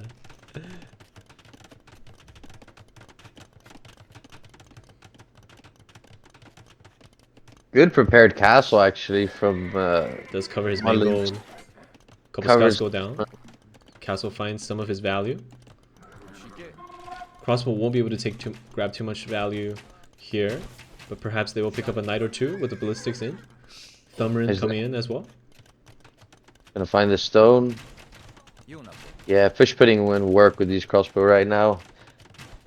And I like how they just establish that they can't go in that side, so what do? They switch it back over to the other side. Are they gonna see the mass from Leo? Does Belkross see it? I don't see any signals from him so far, but he just got the attack signal from this one or two crossbow. Ballistics is not in, but that's because Leo took a massive hit earlier. +2 armor will come in though. Will we see a skirmish here? Don't lose your army before light cav. No ballistics definitely hurts, but Magyar has Sar on the field. Magyar Hussar is an interesting choice. They do train extremely fast and they're relatively cheap, but they do have a little bit lower HP compared to a normal knight. But surprisingly, they actually have 2+2 pierce, which is the same pierce armor as a knight. I did not know that. That actually makes them really good against the crossbow mass due to their speed and their creation speed. There's some beefy boys. Let's see how 3 do versus 5. Well, great if you're not going to shoot. Oh, that's unfortunate. Nice picks from Mullins. That's great value right there. And we're going to have another 6 crossbows standing here on the field. But these... Mullins should have taken that fight. Yeah. He thinks these guys have light cap or HP or attack level, but in reality, they have the same pierce as a knight. Still anyone's game so far. Yes, Leo took the hardest hit, but there's still numbers on the field. There's still army. It's gonna be There's mostly numbers light cap from. here. Ooh, but there's just not enough. I think red has more numbers here. Ballistics is aimed for blue. Not necessarily useful here in the skirmish. Those crossbow. But the Magyar Hussar doing work though. Can they recover from the feudal age loss, or early castle age loss for Leo? Can they recover? Fish is gonna take this hill. A lot of numbers here. What a fight. What a fight. What a fight. And still some knights. But I think Magyar Hussar can be replenished way faster than knights, but he only has 1 castle. Belkross have more than... Belkross has 3 stables. That is not to say Mullins is going 1 castle and 2 stable units. Yeah, I think that's good, but I just see the knights coming out faster right now. The knights are there. Yeah. What a massacre we just witnessed. Wow. Both armies almost getting completely vanquished. Reinforcements coming in that are currently the ones fighting. It's Beautiful. We got a little 1v1 crossbow standoff here. Oh, looks like they're gonna let each other go. But yeah, the knights versus the Magyars is what's gonna make the difference here. I think the knights are just doing better in those 1v1s. That's right. Maggots are having 0 0 melee armor. Leo has only 12 crossbow on the field right now, compared to 36 from Fish. And the army count is not looking too good for the Husbands. And the first 2 TCs down going quite simultaneously, but Fish just pulled his entire wood line. Oh, Fish is doing something interesting. Oh, they're going forward. He's going forward for a castle drop onto the hill. He didn't Wow. finish his TC, he just pulled his build. This is a baller play, guys. Holy. We don't need that TC. But I'd like to see that castle further forward. I'd like to see it even on that wood line. I don't know about that. Do you want to see it here? Wait, I can't see yours right now. Like next to his main stone? I think you go forward like on the hill there, don't you? Just take the farms, the stone, I like it. I see what you're saying. He's got 48 crossbows on the field right now, and 35 of them are in front of Leo's base. Mullins have not a lot of army to be found to be able to protect Leo. If this castle goes up, Leo's gonna take so much pressure.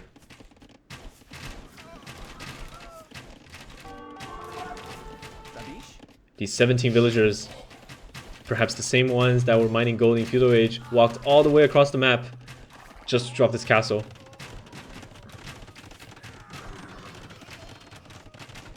And I don't think the Husbands can stop this. I don't think they can. I think the Mayan crossbow with the Magyar Knights are very strong right now together. Can they pick a couple vills at least? No, they can't. Fish garrisons every single one of them in. And they're gonna take Leo's secondary gold forward.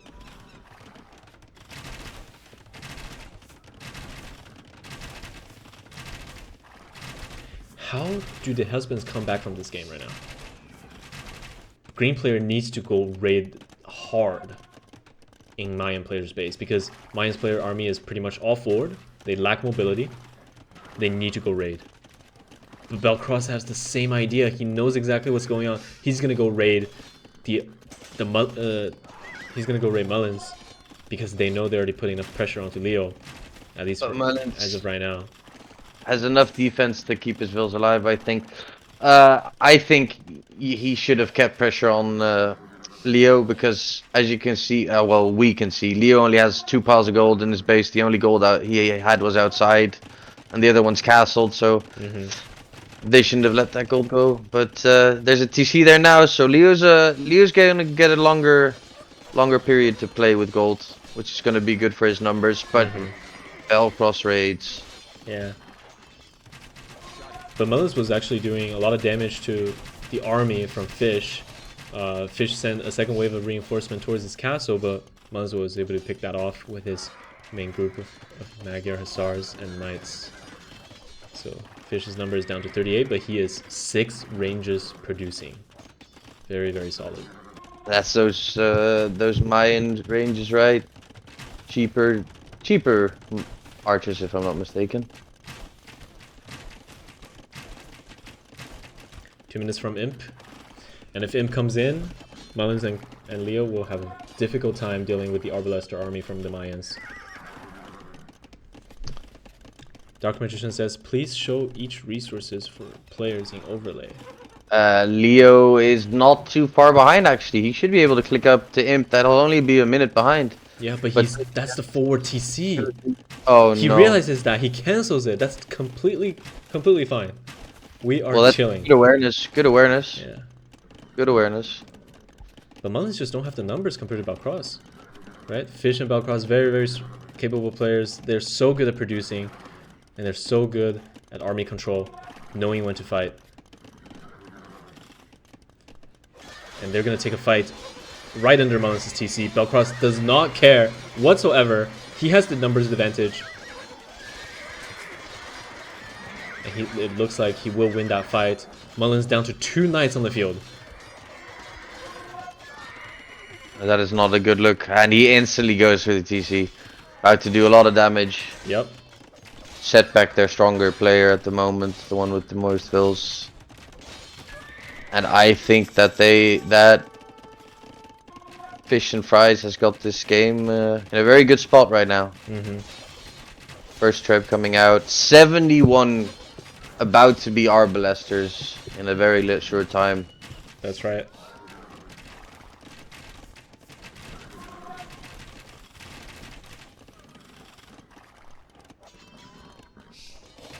Arbalester coming in. Chemistry in 1 minute. All crucial upgrades for the crossbow into Imperial Rage. Leo's gonna look to add more ranges, and he's still gonna continue with the crossbows. I don't think he wants to switch into skirms or any kind. I think it might be a little bit too late.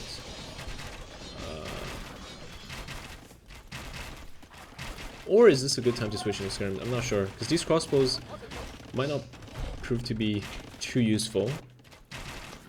I think unit-wise, the fully upgraded ARB for Leo is stronger than the fully upgraded ARB for the Mayan player. But do you get there and do you get to that fight? I don't think so anymore. Yeah, this blacksmith is actually about to go down. The castle's about to Oh go my down. god, Fish! With the game sense, sniping enemy blacksmith. Did you see that? His treb was packing. He realized that he needed to snipe the enemy blacksmith, and then he canceled the packaging. That's insane. He canceled the unpack to snipe the enemy blacksmith. That was incredible. Absolutely incredible game sense from Fish. What a series, though. What a series. Extremely good gameplay on both teams' end. I feel like this match could have swung either way at certain points in time. Yeah. But, The early Castle Age attack on Leo's main gold was the decider here. Leo was never able to recover there from that attack, losing 10-ish vils. 12 vils, I think. A little bit more than that. Absolutely great. I want to get the winners in the call for some post-set interview, asking them how they felt. I want to have, maybe the viewers have some questions for them as well. Let's get them in the chat. Just before you do that, you might want to switch up the settings that nobody else comes in, but that everyone can speak freely, because Belkross explained he has a unique keyboard and he can't place a keybind for the push to talk. That's why he wasn't able to talk. So we might have to open it for him to speak.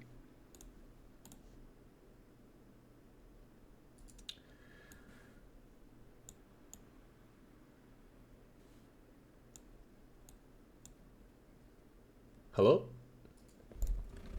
Hello? Let me... Hello! Hello. Let me give Belkross permission to speak. I think you already do. Belkross, I think you can already speak. Let me check. Yeah, without the push to talk was the thing, I think. Okay. Belkross, can you try again, please? GG, well played in the chat.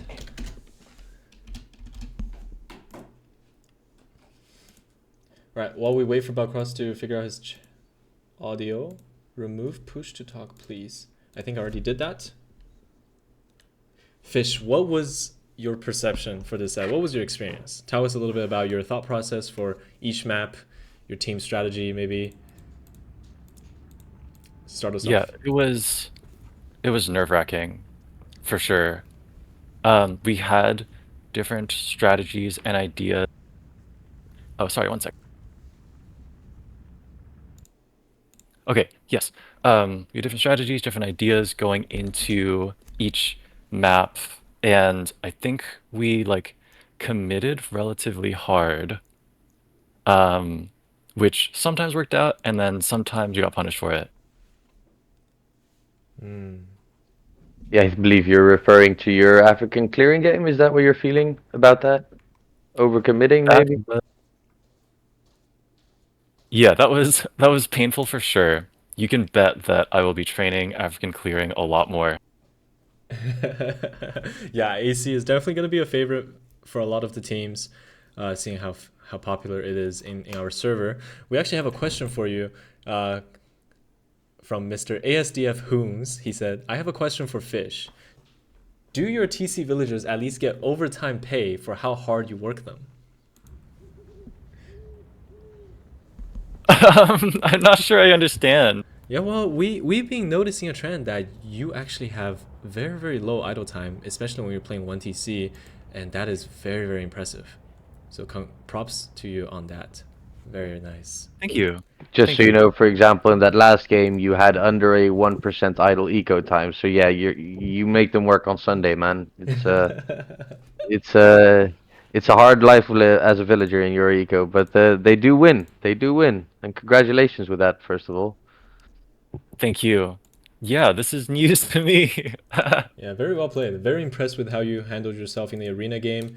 Very impressed on how you played on Arabia. These are great performance. Thank you so much. Yeah, our opponents made us work for it for sure. There were many points when we were scared, and we like weren't sure if we were gonna pull through. Yes. Another question for you from PhD streamer. We noticed something at the end of the game on your game 3 Arabia. Your 2 trebs at the end of the game. Can you tell us what you intended to do when you decided to stop the unpacking and clicked on enemy blacksmith? Um, yeah, I was hoping to do damage. I didn't even notice I clicked on a blacksmith. I was just looking for a target, more focused on the military, just making sure my trebs are doing something. Okay. 'Cause, But they were in the yeah. middle of unpacking though. They were in the middle of packing, but then you decided to stop packing to click on the enemy blacksmith, which was actually researching Bracer at the time because Leo just clicked imp, and he stopped him from getting Bracer, Oh, and that was absolutely that's. incredible. I wish I could say that was on purpose. Oh man, it would have That's been. so funny. It's still sick regardless. Absolutely sick. Yeah. Ben, I will point out the channel is still on push to talk because I need a push to talk. So I think Belkross is Oh not going to be no. able to Let me fix this. What is going on? In the meantime, Fish, you have any words for your opponents after this fight? Like any experience you had with them that you were surprised by or that you can commend them on? Yeah, they were fighters for sure. Like great coordination, great team play, great strategy. It was well played. Nice. All right, Belkross is in. Some last words from Belkross, perhaps? Hello, can you hear me? Hello, we can hear you. Hello, It's working, Belkross. yeah. Nice. Congratulations to you too, obviously. Well Thank played. you. Yes. Thank you. Very well How was played. your experience? So sorry. How was How was your didn't hear. experience? My experience? Yes. I need to change my underwear quick. Oh, why is that? Because of the pressure. Oh, If you guys didn't notice, I took a lot of pressure on African clearing and Arabia game. Yeah, I was sweating the whole feudal and early castle age. it's But understandable. but you Fish, did a great Fish job helped. recovering in the Arabia Yeah, game. Fish That helped. was fantastic.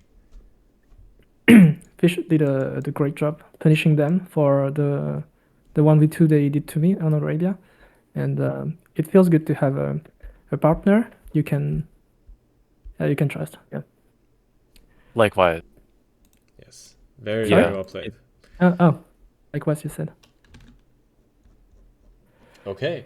Uh, Really happy to hear from you guys. And I'll let you guys go now. And our stream will probably finish. Congrats on the win once again. And we'll look forward Thank to you. see you guys play in the future as well. 1 second, Thank Ben. you. We still have one message from the chat for Belkross. Belkross, your micro was absolutely ridiculous. Oh, from Mr. Thank you. ASDF Hoons. Yeah. I believe the price for it is my idle TC. I don't want you guys to say me numbers, but I'm sure it's high. It's actually quite well in comparison to everyone. You're below the average, so that's good, or above average if you want to see it in terms of a person. So you did well. I wouldn't Okay, think too much thank you. about it. Great Thank gameplays. All right. Great game, guys. See you guys soon. Bye-bye. Thank you so much. Thank you. Thanks for casting. Bye bye. Bye-bye. Thank you. Wow, what a team! What a team! Great gameplay from both teams. And some last-minute thoughts and I think we're just looking forward to, I guess, the results for tomorrow, right? Like the results we have for tomorrow, we have the low elo. Sorry, for tomorrow we have the beginner bracket opener, which is going to be Ducky's team with Shiha, Dota Ninja versus Farmer Ton, Farah, and Viscorian. All very, very, very active members in the community. Would love to see them play. And the day after, we're going to have the low elo bracket opener, Fairytale Fox Grimcharm versus Squiddles and Bergie. Exciting matchup. Both of those teams practiced a lot for this tournament. So did Ducky and Tun's team. Really excited to see how they perform. Looking forward to see a lot of our core members perform as well. I feel like Skittles, Bergie, Fox, and Grimcharm is going to be members that have been here for so long, that are renowned, that everyone knows, right? That everyone likes. It's going to be fun to watch. Yes. And I feel like there's a little battle brewing in the Southern Hemisphere. Only Viscorion is from the northern part. The rest is all the Southern Hemisphere, ready to fight tomorrow. All ready to fight. That's right. Melon says GG's in the chat. GG's to you. Very nicely done. Nicely GG, done. man. It's well played. Squiddles says thank you. Thank you, Squiddles, for tuning in. And we'll end the stream here, guys. Thanks for tuning in. We'll catch you guys next time. GG's. GG.